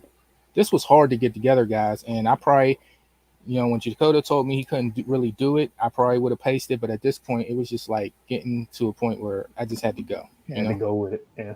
Yeah, just had to go. I don't like to leave nobody behind. And that's why, guys, it took so long. Because if it was up to me, it would have been that following weekend. But, so that's... I'm going to just be quiet for a minute. You guys give me 1 minute, about 60 seconds. I'm going to tally this up. Thank you, everybody, for coming. Yep. Thank you for coming. Thank you for voting. 3 hours and 30 minutes into it. I know some of you have been here from the beginning, so definitely appreciate it, especially on a Friday night. I didn't realize Dell was having a movie swap tonight with Nathan Jones, too. Yep. For some reason, I was thinking that was tomorrow. I have to go back and watch that. Should have had Dell up here. That's what I should have did. No, I'm joking. I kid, people. I kid. It's not for the faint of heart sometimes. Ryan with 50-50. Ryan would deliver us from evil. Menace to Society. Whose pick was that? Oh, that was his. So how far inland are you, D-Ray? Are you pretty far in? 2 hours. Yeah, okay. So you're still semi-safe. Yeah.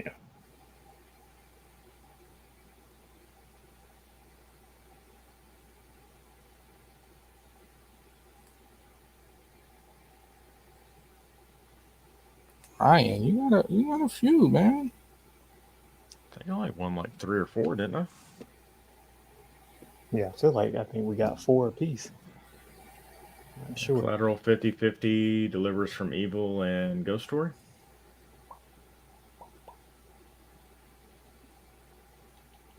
Yeah, The Departed. Let's see. Dakota got 1. Dakota got 2. Dakota got 3. Can't believe he put that up there. Dakota got 4. Dakota got 5. Dakota got 6. Okay, let's see. So from what I'm seeing, D-Ray, now correct me if I'm wrong. D-Ray got 1, 2, 3, 4. Is that right? You just got 4? 1. Yeah, 4. Yeah, 1, 2, 3, 4. Okay, and Tim has 1. Ryan has 1, 2, 3, 4. Yeah. So you guys tied. Yeah, I've got Collateral 50-50, Delivers from Evil, and Ghost Story. Yeah, you have Collateral 50-50, Deliver Us from Evil, Ghost Story. And D-Ray, you have American History X, Cape Fear, Falling Down, and Exorcist. Dakota has The Departed, 13 Ghost, Lone Survivor, Enemy of the State, Higher Learning, and yeah.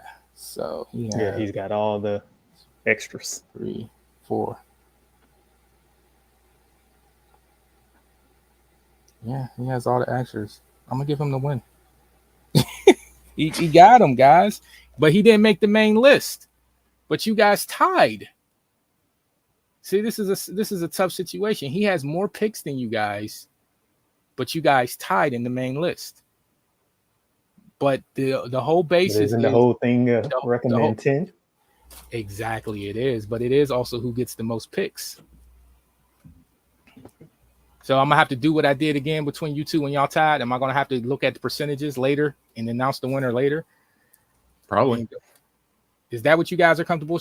Are you guys comfortable with? It is recommend 10 because if I give it to one, if it's out of the 10 guys, I got to do percentages. You guys are tied, so I have to announce the winner later, or Dakota got it. Dakota. So I'll leave it to the chat. Dakota has 5 picks, but they're honorable mentions, guys.